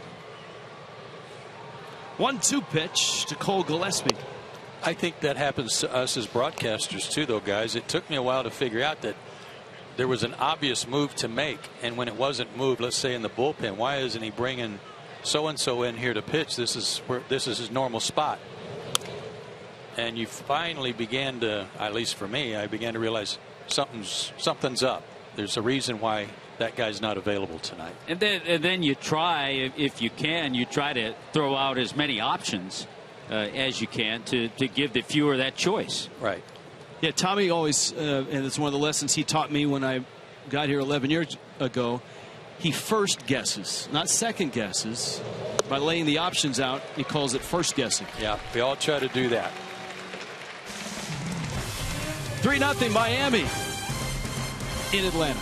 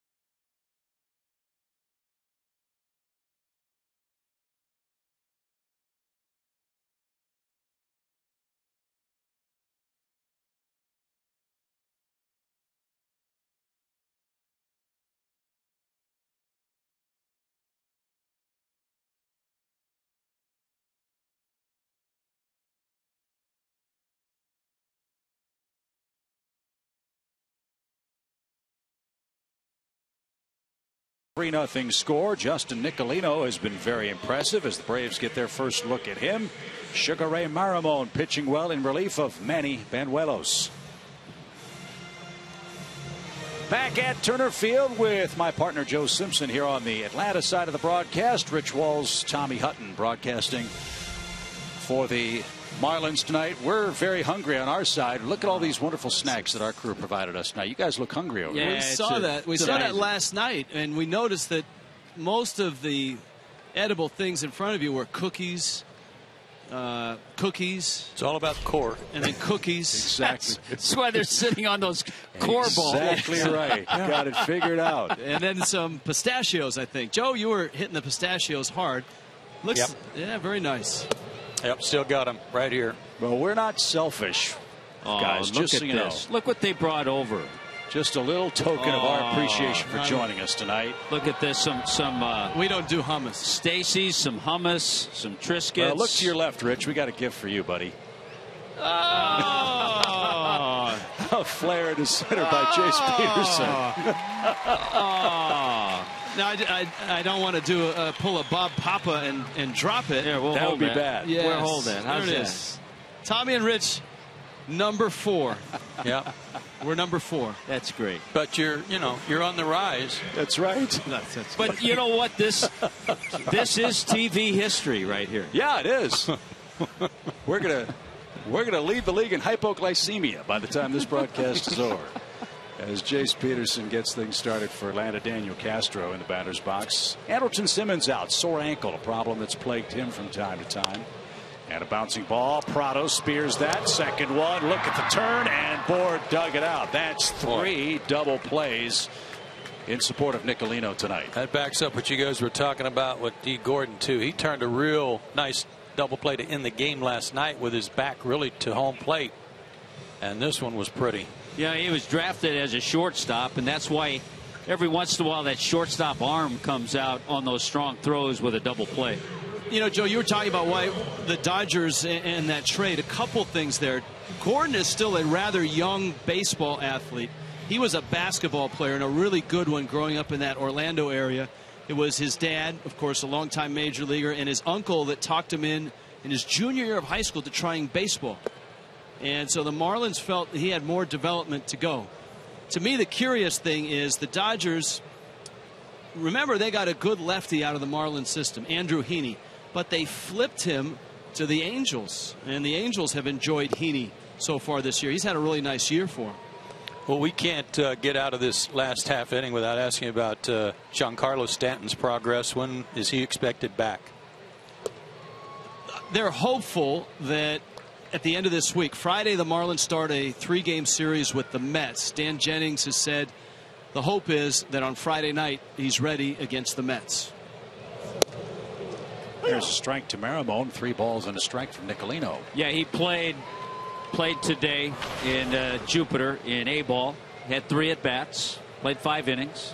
So you give him a couple more games, and hopefully, if everything goes well with the injured and the surgery on the hamate bone, hopefully he'll be available Friday against the Mets. You know, guys, I really look at your team, and I like your team a lot, especially if you get Stanton back, and if you guys can keep everybody in the lineup for 140 games. If you get Jose Fernandez back, if Cozart can come back from his vertigo problems, you can add a couple of pitchers. Joe said a couple of nights ago he thought the Marlins this year would have been the Mets this year. I really believe, from an outsider's view, that you're not that far away. Do you concur with that opinion? Yes, if the ifs become fact. I mean, if Henderson Alvarez comes back and is healthy, if Jose Fernandez is able to throw for a full season, if Yelich stays healthy, yeah, I mean, if the ifs become yes, then I think you're right. This is Nick Markakis for Atlanta, and he pops one out of play. On our side of the coin, guys, from the Braves' perspective, the accumulation of tons of pitching, tons of young pitching, including Manny Banuelos, who started tonight. Olivera at third base, the first real sign of the bats that will hopefully come by next year. So you win with pitching, and the Braves are counting on that. And in the offseason and beginning of next year, I think you'll see more bats added to this ball club to make them a definite contender too. Joe, I may put you on the spot here. Do you see the Marlins maybe a little closer than the Braves? I do, because of the lineup. I like your bats, and it's all about what you just said about the health of your pitchers. If you get those pitchers healthy, and you got to keep Stanton in the lineup somehow. You got to keep him on the field because he's such a force. That's down the left field line by Markakis, but that'll bounce out of play. Foul. It's 1-2. But I really thought at the beginning of this season, when you guys got Prado, I thought that was kind of the glue you needed to kind of show some of the other guys the way. And I still feel that way, but you haven't had your team together for any stretch of the season, and that's what I think has really cost you. I will say this for Braves fans out there. Tommy, you and I have seen this with the Marlins, a reboot, and I know it's painful at times, and certainly right now the Braves are struggling. But you know what? John Hart knows what he's doing, and I think the future is bright. I think the farm system is well stocked for you guys. Hope you're right, Rich. You guys are the best. Appreciate you being with us. No, we're 4. We're number 4. Yeah, that's right. No, that's you're right. the best. Good luck the rest of the way. All right, thanks, care, guys. All right, 3-0.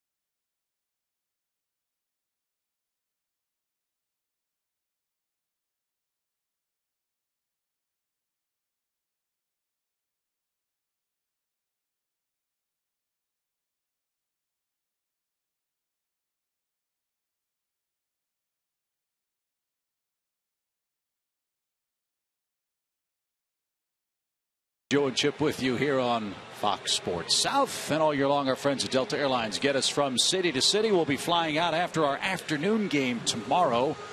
Braves will face the Washington Nationals on Thursday night. Big series for the Nats, who start play tonight in a deep hole in the National League East. They're trying to catch the Mets. They're 6.5 out at the start of tonight's play.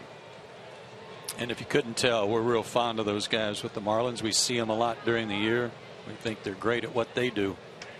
A lot of fun with Tommy and Rich, and I really appreciated what they said about what Atlanta is going through this year. And I say this with all due respect. They've been through what Atlanta is doing a lot more frequently than we have.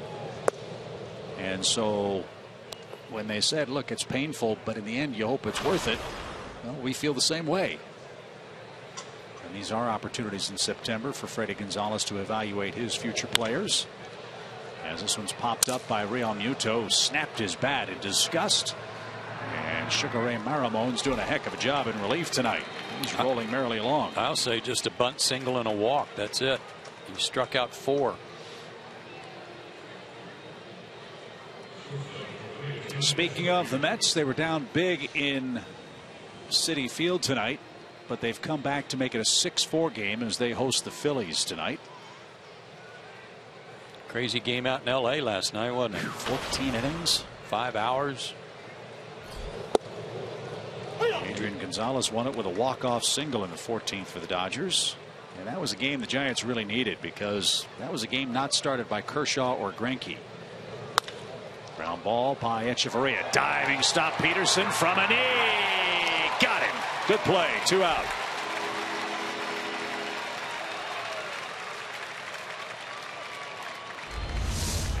Time for the Braves to turn the tables on the Fish. With some good defense, robbed them of some hits. Good stretch by Freeman. Kept his foot on the bag. Nice play by Jace. Here's Nicolino. He picked up his first major league hit in the second. Struck out last time up. Sugar Ray's working quickly too. 0-2. Wonder if he might get a start for Atlanta in September. As we said, he was doing that in Gwinnett and was doing a good job as a starter. We had thought that maybe Williams Perez would be a candidate to come up for the Braves in the first couple of days of this month, but he's not eligible to do that. Once he was sent down to the minor leagues, you have to wait 10 days before you can be called back unless there's an injury to a fellow position player. Pitcher. Yeah, meaning position for position, yes, but in this case a pitcher. And that wasn't the case, so he's not eligible to the 8th. Right. 1-2 for Nicolino. Bases empty for the Marlins. And taken way high. It's 2-2.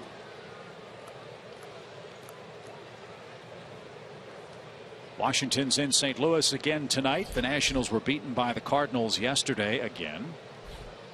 8-5 was the final in St. Louis. It's Joe Ross and Marco Gonzalez squaring off at Busch Stadium. 33rd comeback win for St. Louis last night. They're trying to hold off the Pirates and the Cubs. 2-2 pitch is low, full count. Don't want to walk the pitcher. No. And I don't think the Marlins want him to either. They just soon have D. Gordon lead off another inning. In the air toward left center field. Maben glides over and gets there, and Sugar Ray has a 1-2-3 6th. He's set down 7 straight. Time for the Braves bats to go to work. They're down 3-0.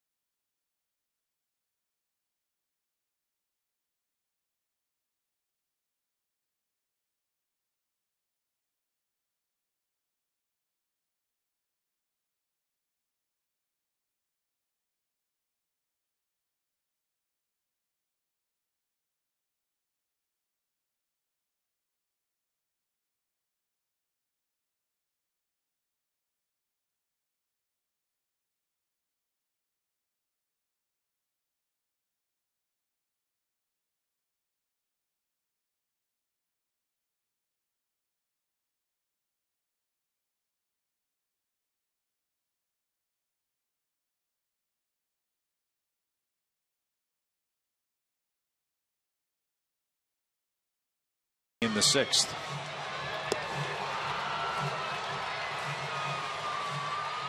Nicolino's looked very good. Miami got 2 first-inning runs against Manny Banuelos, who was on a pitch count tonight. He threw 52 pitches over 2 2/3 innings. All 3 runs are his responsibility. Our AT&T Uverse trivia question: which Brave has the most home runs against the Marlins in a single season?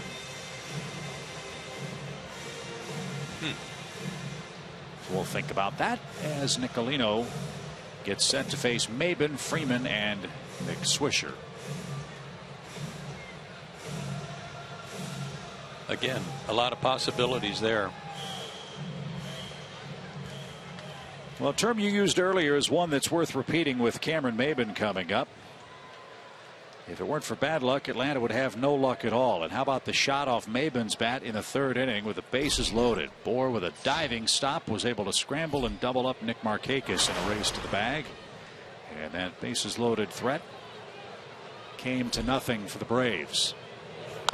That might have cleared the bases. Right. I mean, down in the corner, Markakis running from first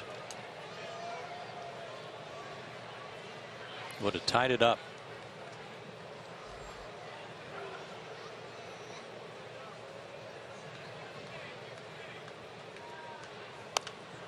Fly foul. It's 0-2 for Maben. Braves are getting a little more of the Chris Narveson style of pitching in game 2 tonight. Narveson started for the Marlins last night and shut out the Braves over 5 1/3 innings on 2 hits. And Nicolino just missed 1 ball 2 strikes. His fastball's been just good enough, like right there at 90, and stiff enough to keep the right-handed hitters honest. That might have been a cutter that he will use to right-handers as well. But I think at 90 that was more just the 4-seamer. And there again.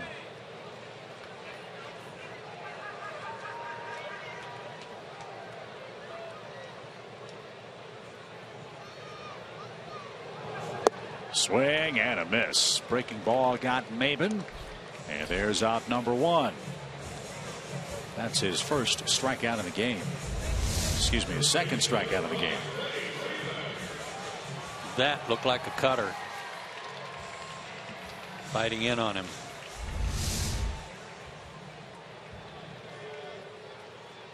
Freeman's 1 for 2 tonight. Atlanta had him 1st and 3rd in the first, but a double play into the inning.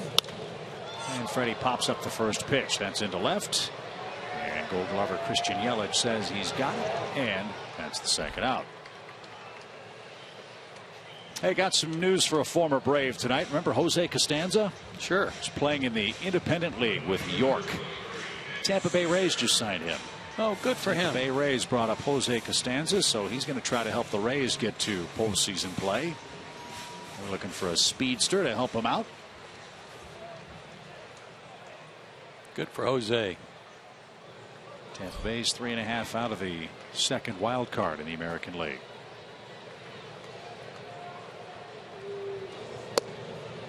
And that's in for a strike. It's 0-1.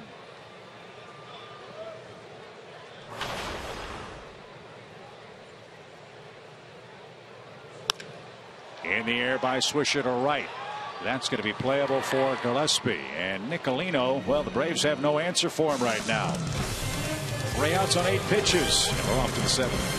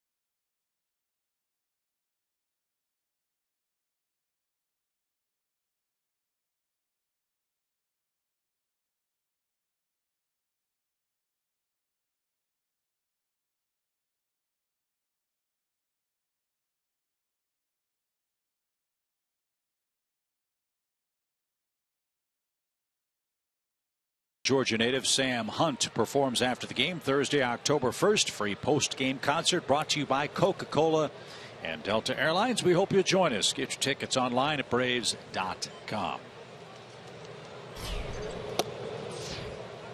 So D. Gordon will indeed lead off the 7th inning for Miami. He's reached base twice. Once on a force play, once on a bunt, and he's stolen 2 bags. And he's got a rifle shot into center field for his second hit. Interesting note on the Marlins with Gordon's 2 stolen bases tonight. As a team, they have as many stolen bases as home runs. 97 in each category. Yeah, they came into this series next to last in homers.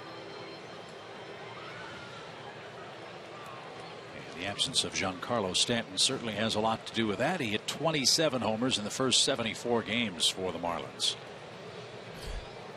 Action begins in the Braves bullpen as Christian Yelich digs in. And skies one toward the gap in left center field. That's going to get down. That's going to roll for a while. And look at Gordon. Pick him up and put him down. He's on his way home. The throw to the plate is off target. Ill-advised. No advance, though, by Yelich, who settles for a double. That makes it 4-0 Miami.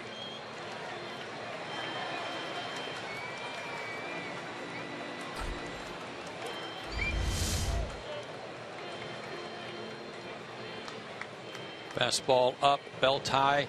Looked like he kind of fought it off, but it was perfectly placed. And at that point right there, D. Gordon knew that it was going to take a perfect relay to get him, and no chance. And keep using that word up. Yeah, it's happened a lot. 9 hits for the Marlins in the game. Yelich with a pair of them. Prado has 1, and he scored 2. You know what, though? Ramon's pitched great tonight. Yes, he has. And I was looking back at his line, his last start for Gwinnett against Louisville. He went 7 innings, a 2-hit shutout over those 7 innings, 1 walk, 8 strikeouts before he was called back up.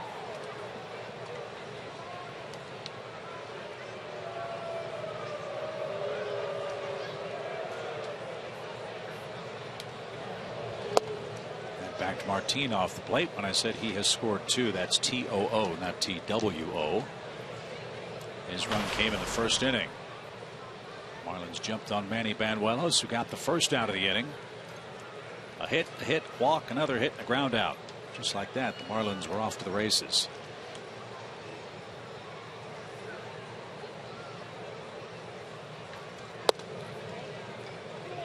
That's high, 2 balls and a strike as we reach 9 o'clock in Atlanta.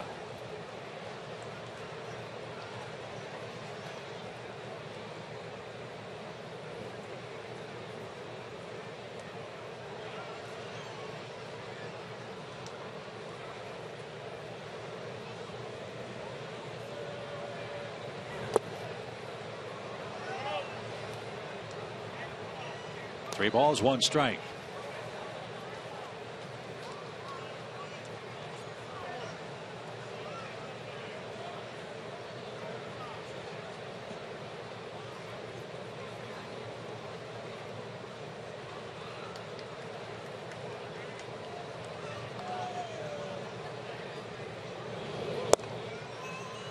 Prado walks. 3 straight reach to start the 7th inning, and that might be the end of the line for Sugar Ray. It will be. That is his 2nd walk of the game, and he'll depart allowing 1 run over 3 innings and 1/3 plus of terrific relief. Sugar Ray a bright spot tonight, but the Marlins add to their lead. It's 4-0.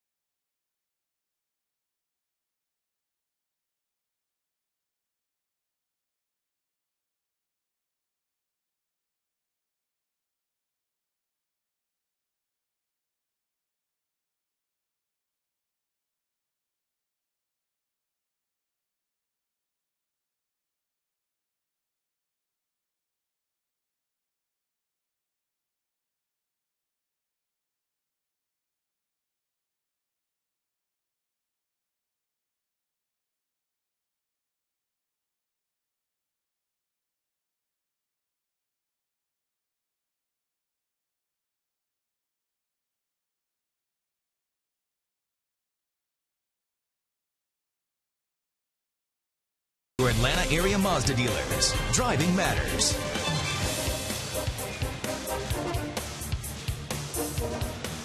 Rough night again for Atlanta. 4-0 is your score, but a positive sign came from Sugar Ray Marimone. He's our Zaxby's indescribably good play. Yeah, he's got a couple of runners out there that belong to him still, but really good work saving the bullpen, going 3 1/3 innings. Struck out 4 guys too. Very impressive. He'll give way to Ryan Kelly. Kelly pitched here last night, got the final out in the 9th inning. This is his 9th big league game. As you heard Jen report earlier tonight, 5 men were called up for Atlanta with the expansion of rosters in September. Banuelos, whom we've seen. Castro, who's starting at shortstop. Hector Olivera, who's making his big league debut. Brandon Caniff was also brought back. And a new name has joined the Atlanta bullpen.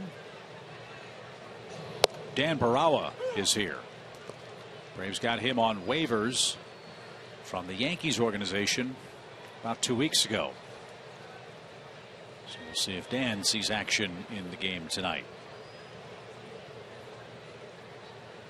No balls and a strike for Justin Bour, who's a Marlins first baseman, and that's fouled off A.J. Brzezinski's mask. It's 0-2. Bour has walked once, popped out twice.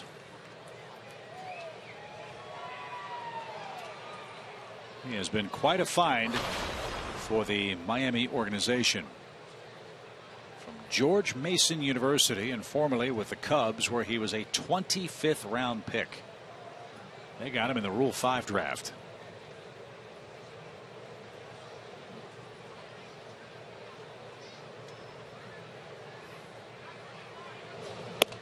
He's just one of those big old burly Eric Hinsky type guys that, you know, has a good swing. He's going to strike out some, but when he hits it, it stays hit. Yeah, you know what though, Joe? In the minor leagues at Tennessee, he had 506 at bats, only struck out 115 times. That's pretty good for a big slugger. Right. But you can understand why the Cubs would be willing to part with this young man. There's no way he was going to beat out Anthony Rizzo. No place for him. They couldn't DH him. So good of the Cubs to turn him loose. Great fortune for the Marlins to get him. He's 26 years old, now 27, turned 27 May 28th. Out of Washington, D.C., and a big series against the Nationals. A few days ago, 1-2 count. Popped up, no play for Olivera. That's well into the seats, foul. You don't hear of too many players out of Washington, D.C., do you? Not too many. I mean, maybe in the surrounding area, but you don't have to go too far away to go over to the Tidewater area and find just a wealth of great baseball.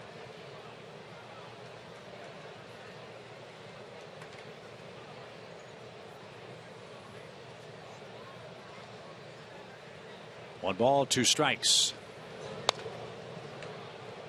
And you can see why Bour doesn't strike out an awful lot. Yeah, but you'd think, you know, with all the foreign diplomats, that somewhere along the way, like a diplomat from Tunisia would have a son born that all of a sudden decided he liked baseball. Have a Tunisian second sacker. Why not? Yeah. 1 ball, 2 strikes. I think it could happen. Swing and a drive. That's belted deep into the night and deep into the Braves bullpen.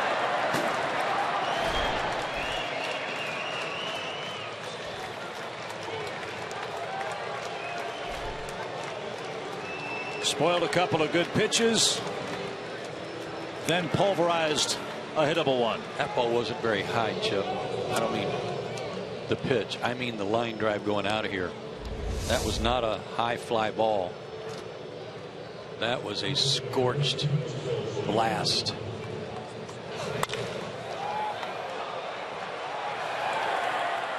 Over the bullpen seating and about halfway to the pitching rubber. So our Toyota key play of the game, a mammoth 3-run homer by Justin Bour. And 3 runs charged to Sugar Ray Maramon. That's too bad. And still nobody out. 7-0. Miami has the lead.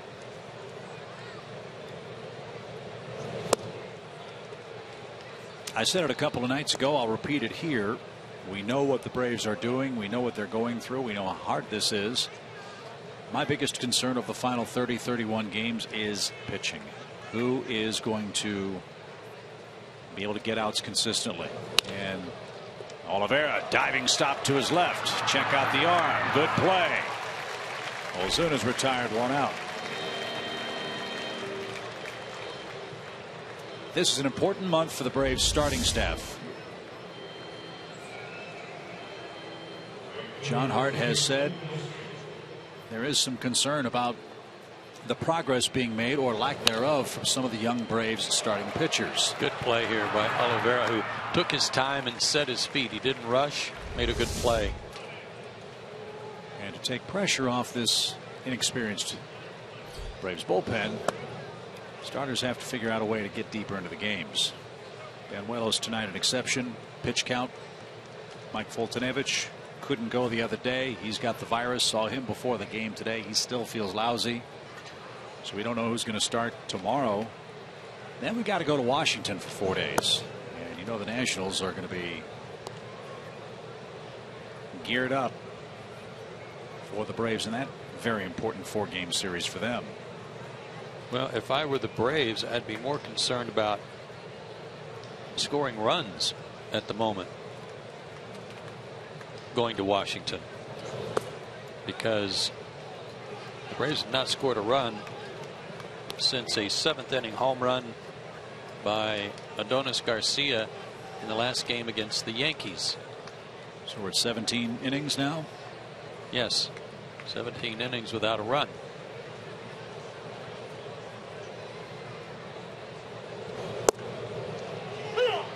Fell behind 2-0 after 1, 3-0 after 3. Marlins have 4 so far across here in the 7th.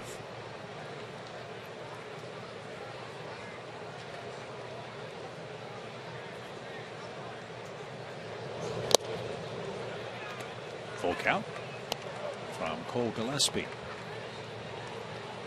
Washington's got 4 in the 3rd inning against the Cardinals. 4-0 is the score there. Mets are getting clobbered 13-4 by the Phillies, so the Nationals could pick up the game tonight. But a ways to go in St. Louis. Gillespie didn't get it. He's out number 2. Laser Baker came up with some major league players from Washington, D.C. since 1997. Denard Span, Ryan Hannigan, Curtis Pride, who was a Brave at one time, Brandon Donnelly, Nate Fryman, and Emmanuel Burris. Those are some notable big leaguers, past and present, from D.C. Well, Justin Bour has made the capital city proud tonight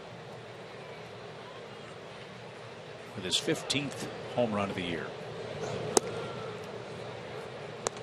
1 ball, 1 strike.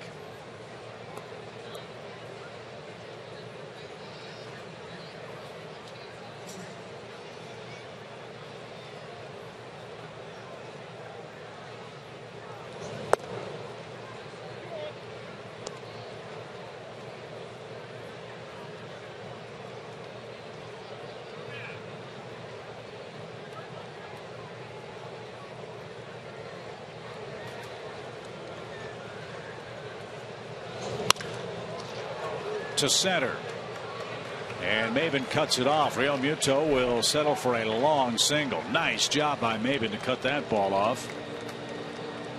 And the Marlins catcher has his 3rd hit of the series and his 1st hit tonight. Chip, we talked at the beginning of the season about how the Braves they could have kept Justin Upton. They could have kept Jason Hayward and Chris Johnson et al. And had a competitive season. Maybe somewhere on the same plane as last year, but who knows, maybe a little better. But it was only delaying the inevitable, because the Braves made it obvious they were not going to re-sign Jason Hayward, and they didn't think the prospects were real good at re-signing Justin Upton. And they got this plan moving a year ahead of schedule, let's say. So for the fans who are perhaps disgruntled or dismayed by what they're seeing right now, this was something that was going to happen. It was just a matter of when. And it was probably going to happen next year had there not been a front office change. But this organization is showing you right now how empty the farm system was, because the Braves have picked up bullpen pieces here and there. Andrew McKirahan's the only guy left from opening day that was in the bullpen. So that's been a place where the Braves have had to go find help somewhere. And there was nowhere to go in the minor leagues because there wasn't anything there. Right. And that's where all this rebuilding has started, was with the pitching. Fly ball to right off the bat of Echeverria. Markakis running catch gets there, and that'll retire the And side. most of those guys we haven't even seen yet. The guys we're seeing now are people who were added to just fill spots for now. And right now, it's all Marlins in game 2.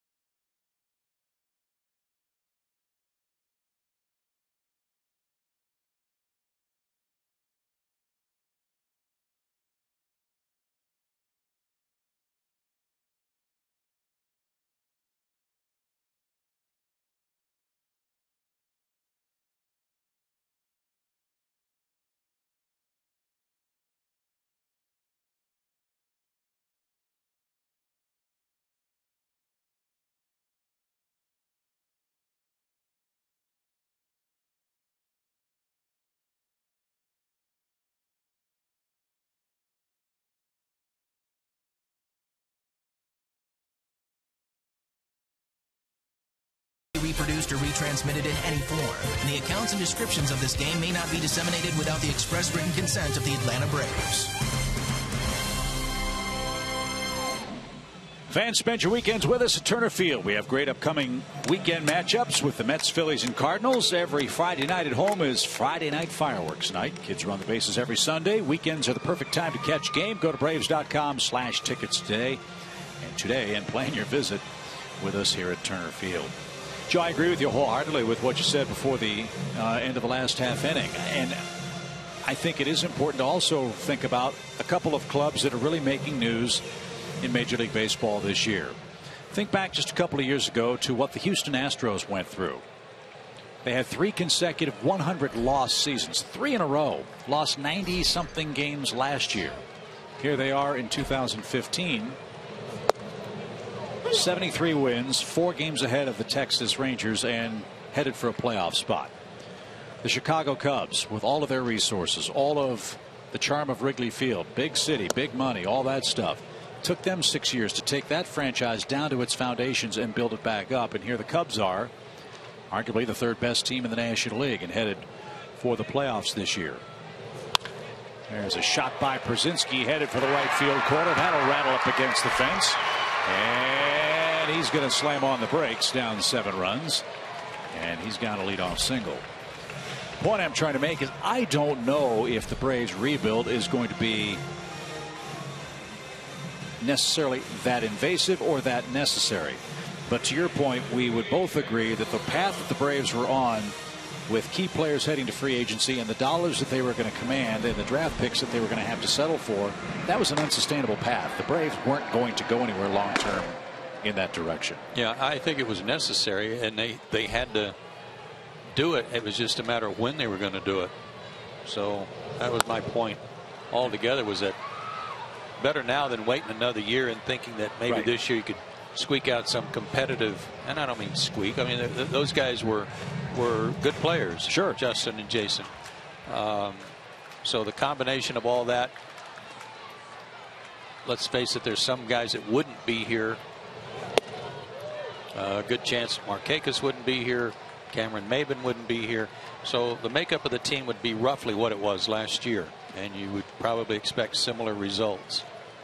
Now, having said all of that, as Hector Olivera bats again, it's his debut night tonight, and a roller foul. There are no guarantees that the Braves would have won 90 games had they kept the team together coming into this season. And there are no guarantees that the Braves are going to win 90 games in 2017. No, there's not. When they move into the new ballpark. But if you believe in what was successful about this franchise when Bobby Cox was the general manager, you have to remember the Braves are doing very similar things now. As Olivera is down swinging, and he's the first out of the inning. It was a very slow, methodical, calculated, consistent approach taken by Bobby Cox and the Braves front office to make this a pitching-centric organization once again. And Bobby Cox, you might recall, was wrong. He said it's a 5-year plan. It took him 6. We hope it doesn't take that long here in Atlanta. But that's the plan that John Hart, John Schuerholz, John Campolella have spoken about since Hart took over late last year. They've been consistent in what their plan is. They've been consistent in their approach to fulfilling that plan. Now we have to wait and see if that plan is going to work.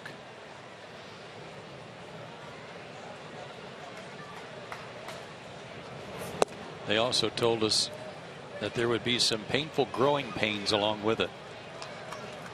They hoped that they were short, and led to what we all hope for, and that's a title contending ball club. The hardest part, at least for me, this is a 42-42 team at one point. Right. And competitive, fun to watch, manufactured runs, pitched well enough, had Johnson and Grilli at the end of the game, and I think the loss of Jason Grilli was, as I said at the time he got hurt in Colorado, a franchise-changing injury. Because you don't have that big anchor at the back of your bullpen, and Jason was pitching great. And if you had chosen to trade Jason Grilli, had he stayed healthy, he's the kind of guy that might have brought you back a major league ready pitcher and maybe a major league ready bat. But we hope Jason will come back strong and ready to pitch for Atlanta next year. He's under contract for the Braves for 2016. Little looper toward third. Prado's got it, and AJ scrambles back to the bag. 2 outs.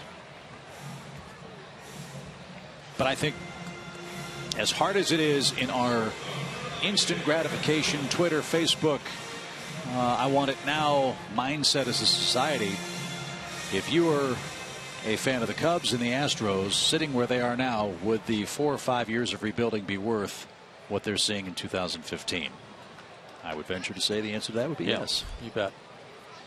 And hopefully we'll get there a lot quicker than they did. A strike to Castro. Daniel in for Andrelton Simmons. Castro making his 7th start for the Braves at shortstop.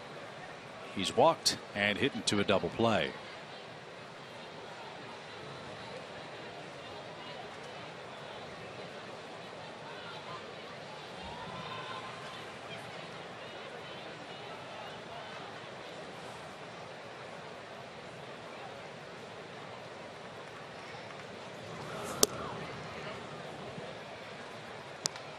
One ball, one strike.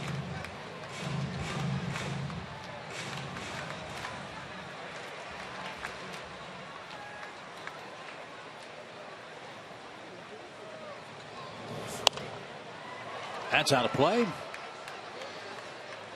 And a very youthful looking Daniel Castro will have to protect the plate with a 1-2 count.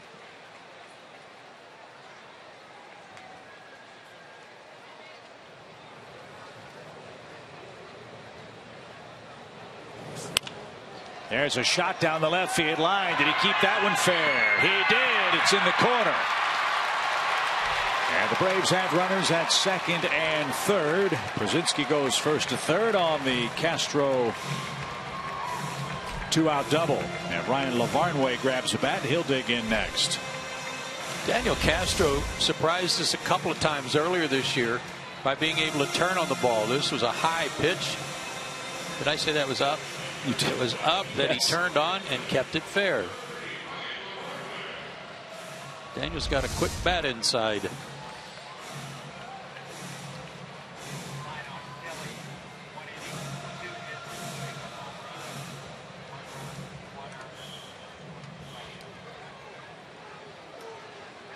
Kelly gave up a run, 2 hits in his inning of relief, including the big home run to Justin Bour.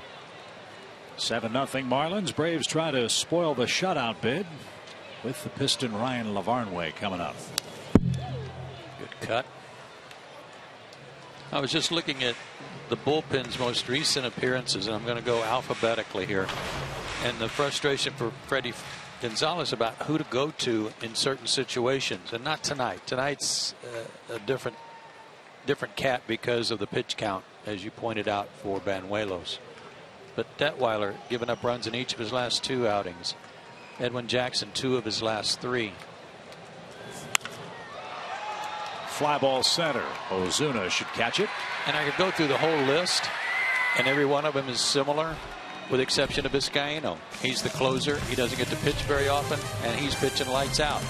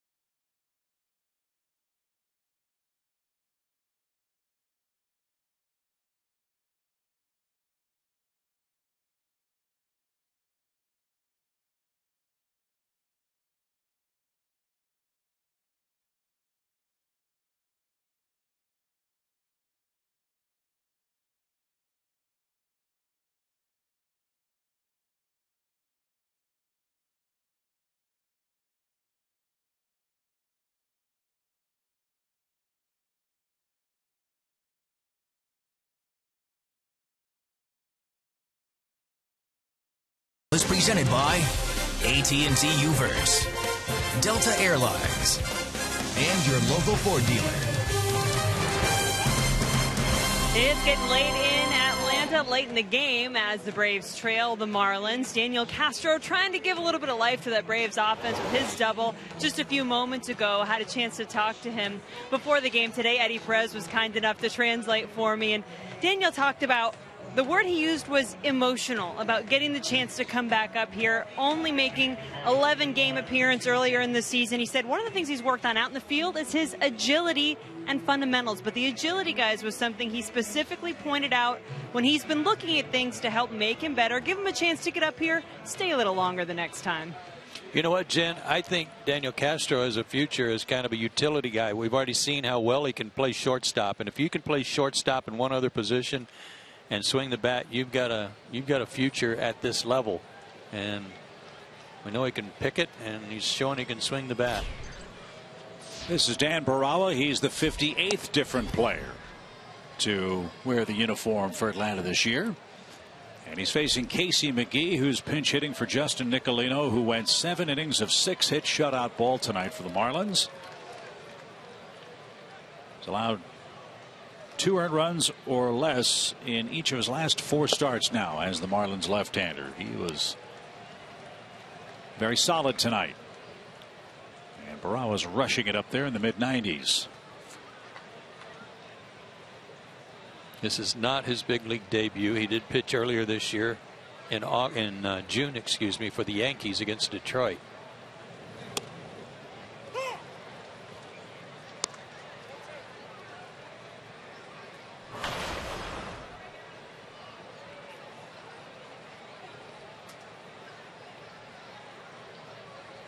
McGee started his year with the Giants.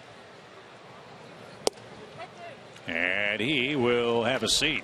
Barawa, an impressive start. And there's one away in the Miami 8th. Follow the Braves wherever you are with MLB.com at Bat, the #1 app for live baseball. At Bat is up to the moment at any moment with in-game highlights, live look-ins, replay reviews, radio broadcasts, StatCast, and more. Get MLB.com at Bat for your smartphone or for your tablet.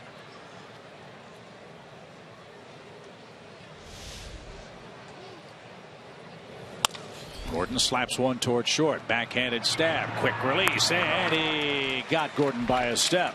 Nice play by Castro again. 2 out. I'm quite certain that Daniel Castro could play second base if you need him to. And he was talking about his agility with Jen. You know, one thing he may want to do this winter is maybe play some outfield too. Let him know you can play anywhere on the diamond. Christian Yelich bats. He's scored a couple of runs. Well, the old saying of pitching and defense go hand in hand. If you can play a multitude of positions and play them well defensively, that gives you a great leg up, especially in this organization. It's been that way seemingly forever here.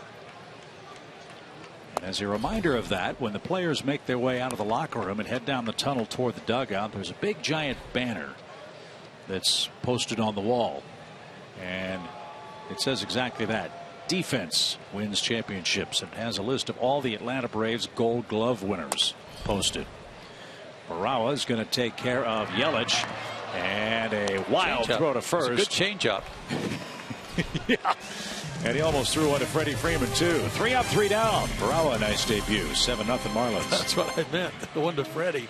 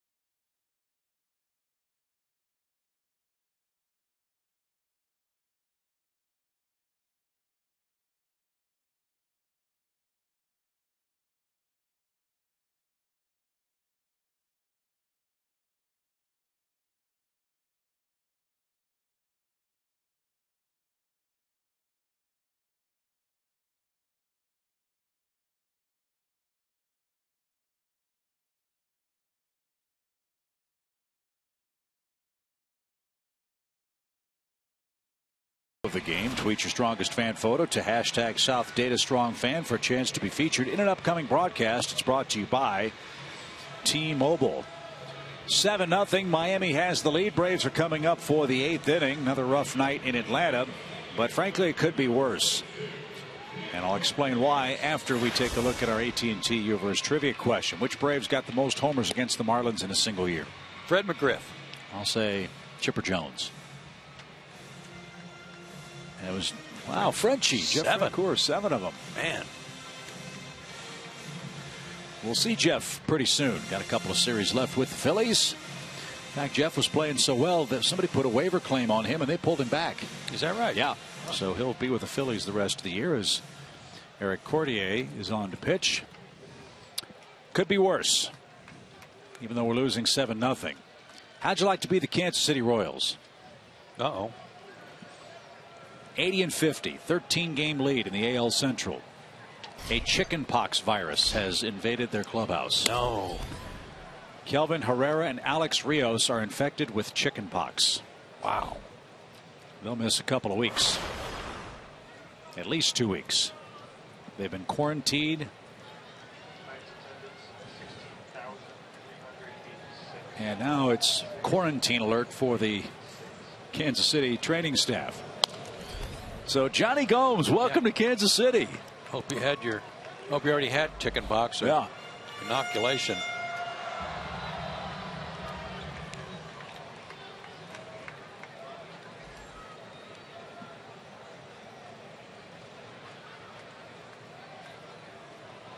Dayton Moore, general manager in Kansas City, when asked about the outbreak as Markakis pops one to third base, just couldn't believe it. He said, in my 20 years as a baseball executive, I've never seen a chickenpox outbreak in a major league clubhouse. His initial reaction, and I'm quoting, he said, was, it's 2015. I'm sure it's more common than I'm aware of as far as adults getting chickenpox, but it was more frustration than anything else. Well, just think about that. It's doubtful they're going to lose their division lead, but if that club's weakened going into the playoffs, that would be a disastrous happening for the American League champions. Here's Maben, 1 out. He pops it up. Both guys a little tardy on the guy throwing 98. Fastball slider for Cordier or Cordier. Is it Cordier? We'll go with Cordier. I like that. I like saying it. John Smoltz was here. He'd call him a Cordier. Yes, he would. Yes, he would. Bless his heart. Here's Freddie Freeman, 1 for 3. No runs, 6 hits for the Braves, 7-11-0 for Miami. Right there at 99 miles an hour. That'll work.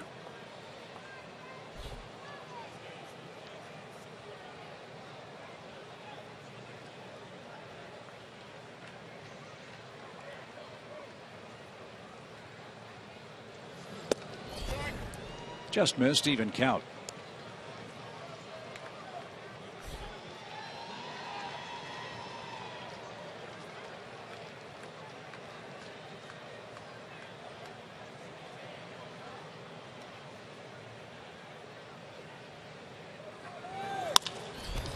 That's right at Joe West and over his head into center field. A 2-hit game for the Braves first baseman Freddie Freeman. And Nick Swisher's coming up.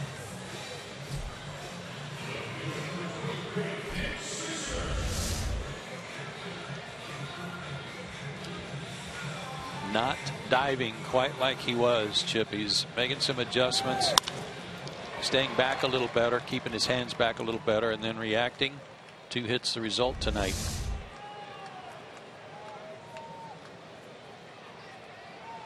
No problem for Joe West getting out of the way of that drive. Now Nick Swisher digs in. It's a time of at the beginning of a month here you start voting for players of the month for August. One guy I heard about today, and I had Laser Baker look it up, that I couldn't believe what I was hearing. That was Joey Votto. I didn't hear anything about Joey because the Reds went 8-20, same as the Braves in August.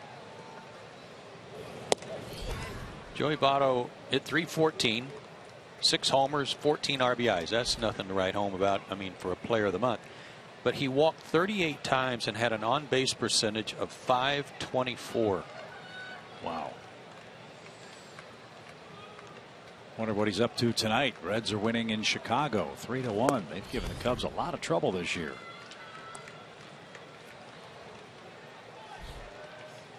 Reds have an all-rookie starting staff. All first-year players begin the game for Cincinnati and will for the rest of the season. It's old Scalapini against Dan Aaron. And Dave Laserbaker tells us Votto tonight 2 for 2 with a home run. For Mr. Votto and the Reds. 3 balls and a strike here for Nick Swisher.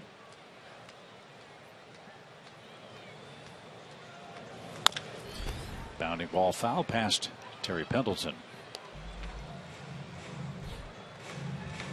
Cardinals are coming back 4-3 now. They trail the Nationals. Bases loaded for St. Louis in the 3rd. That is a relentless ball club.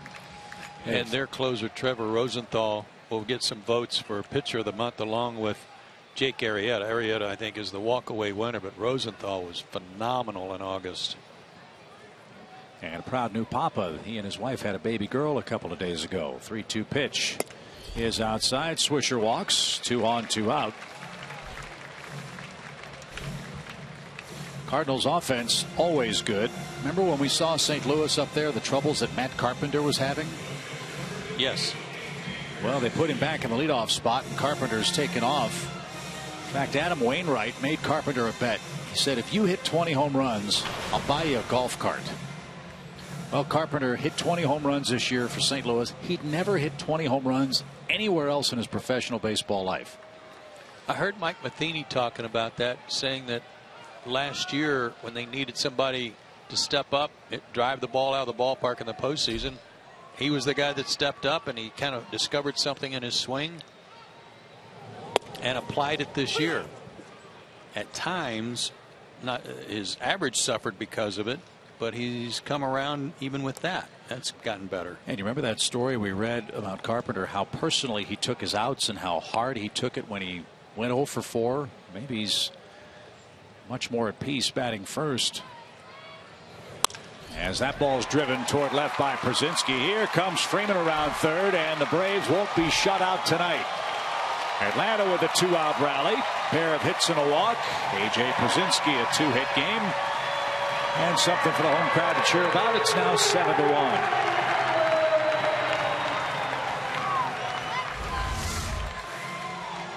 Little 2-out lightning from the veterans. Freeman, Swisher, and A.J. 42nd RBI for Przinsky. So a special night for Hector Olivera. He's made a good play at 3rd base and looks for his first hit tonight. He's 0 for 3. And taken low, ball 1. You know, I know he's bigger and I'm guessing stronger, but when I see him from that center field camera angle, he reminds me a little bit of Yunel Escobar.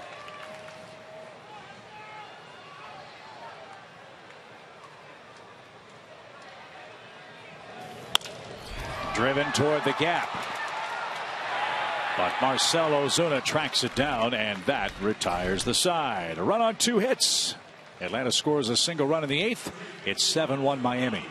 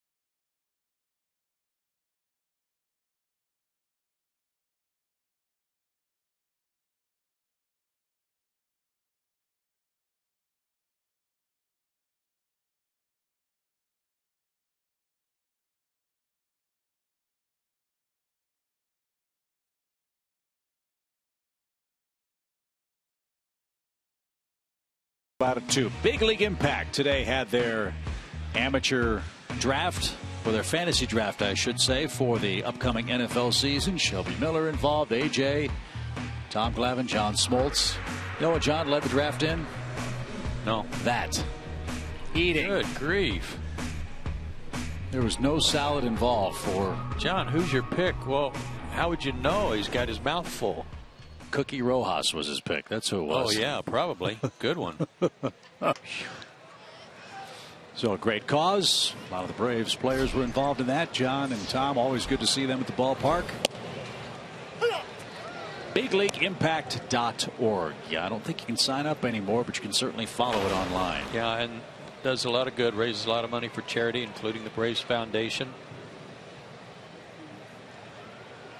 Martin Prado leads off for Miami. The Atlanta Food Bank, I know, is a recipient.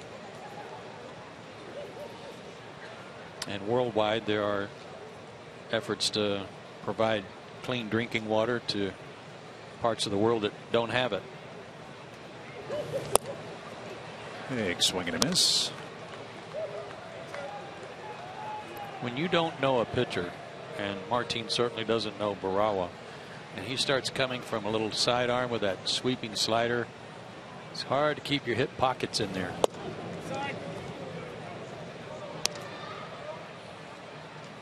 Oh, my granddad would have loved saying this guy's name backwards. Oh, no. No, he wouldn't. No? No, he would be in that Hideki Arabu thing. Swing and a miss. At 95 miles an hour, Prado is out number one. Braves fans, are you on the A-list? Become a 2016 A-list member today and receive exclusive benefits customized to meet your unique needs. SunTrust Park seating priority is still being given to current A-list members. So become a member today and get closer to securing your seats for SunTrust Park in 2 years. Visit Braves.com/A-list and join the A-list today.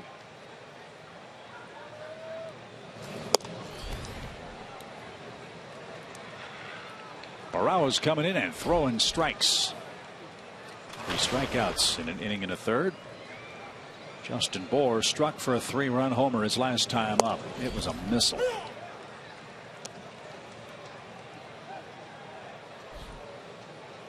Won't see many guys hit home runs that far into the Braves bullpen.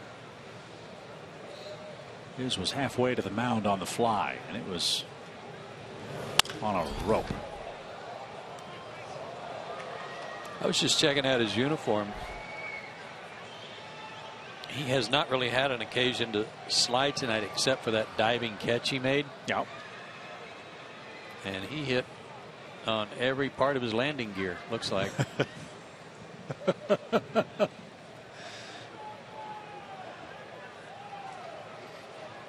John Holland's going to have to work overtime on that uniform tonight.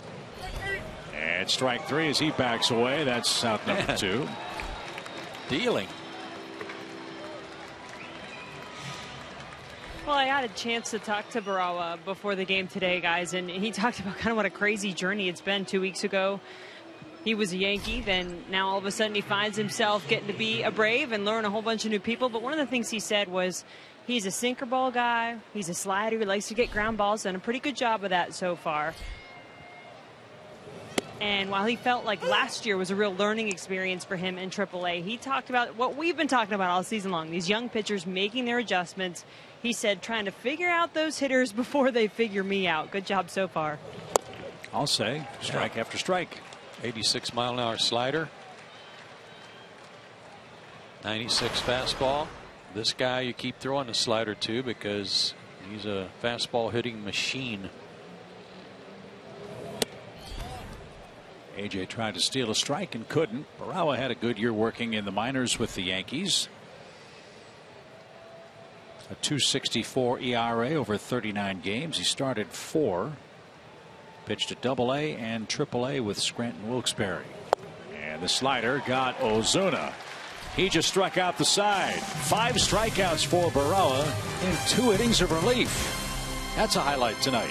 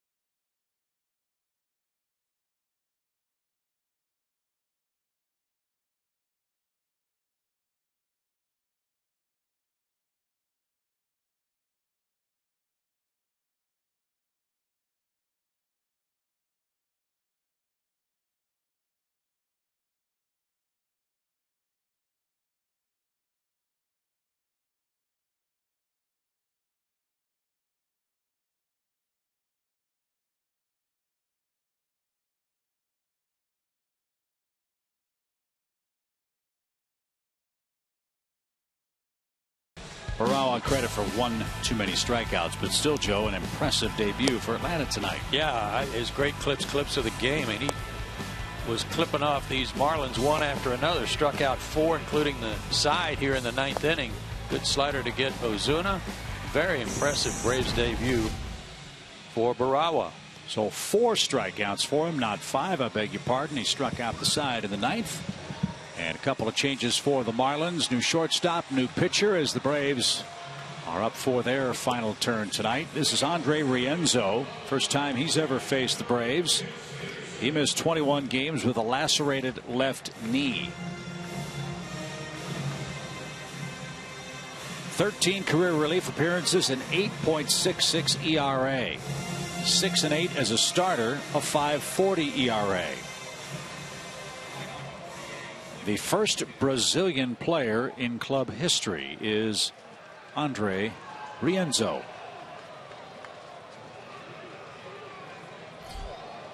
So Joe is right. It truly is an international affair tonight. Rienzo out of Sao Paulo. He was acquired from the White Sox for Dan Jennings. Not the manager Dan Jennings, but the left-handed pitcher Dan Jennings.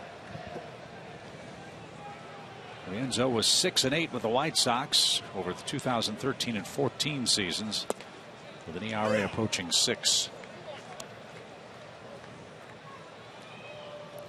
Fastball, cutter, sinker action you just saw there. And a curve. Jays didn't get it. Excuse me, Joe. No, I was just trying to go check and see if they'd made an announcement yet. The Braves on who's pitching tomorrow. None made yet. We don't know. And that's low, 3-2. Rienzo, as I mentioned, first Brazilian to pitch for the Marlins. He's the second Brazilian player in the history of the big leagues. Yan Gomes of Cleveland is the first. You know what? I remember Dale Murphy telling us a couple of years ago that he thought the next great source of baseball players, next great country as a source, was Brazil. Do you remember that? Yeah, he had gone down and done some clinics down there, I think, and had seen all the academies. He said they can't all play soccer because there's not enough soccer fields. Right. But there's great athletes. And for the Marlins in their market, if you can get players from that part of the world to play for your franchise, that is a coup. In fact, there's another player from Brazil in the big leagues, Dave tells us. Paulo Orlando is with the Royals. Prado at third, takes care of Peterson, 1 out in the 9th. Gosh, that's like a replay of his last at bat. And defense has been the story tonight for Miami. Biggest play of the game came for the Braves with Cameron Maybin up. That saved 3 runs. Bour had missed on a popped up bunt, but he made the play he needed to make on that line drive off the bat of Maybin with the bases loaded, nobody out. 1 away for Castro.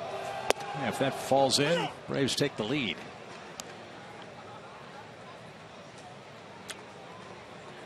But no such luck. And it's been all Marlins, 7-1. Pop fly out of play. It's 0-2 for Castro as we approach 10 o'clock tonight.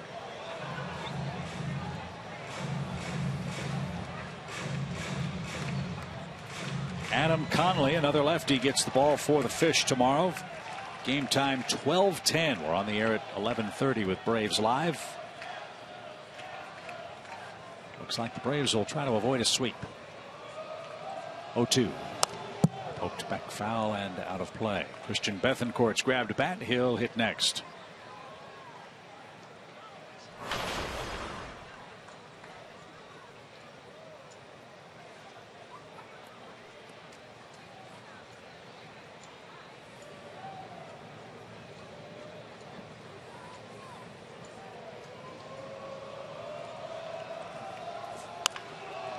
Prado at third. Good play. Fair ball. Long throw. Got his man 2 out.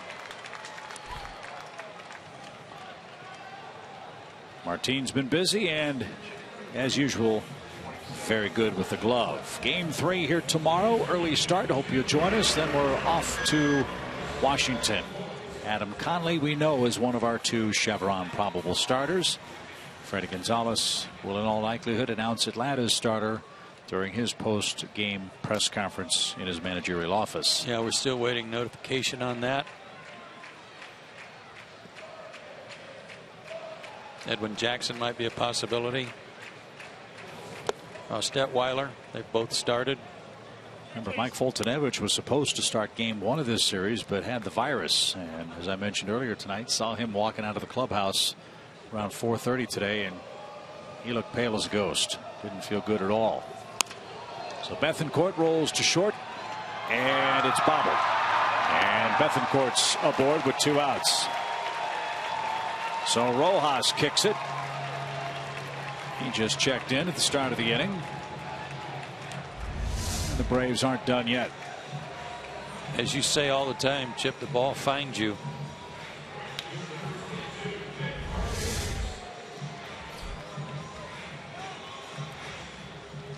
Haven't been playing all night, but all of a sudden you check in for the 9th and get a bad hop.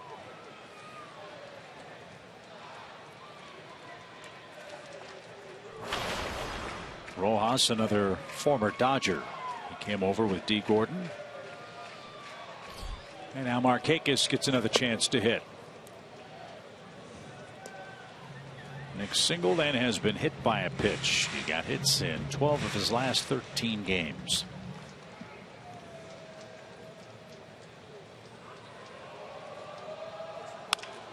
Fly ball, long run left. Yelich toward the line in the corner. He's going to get there.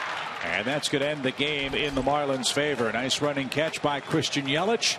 And Miami wins game 2 of the series handily. 7-1 was tonight's final score. Joe and I will recap things for you from Atlanta after this.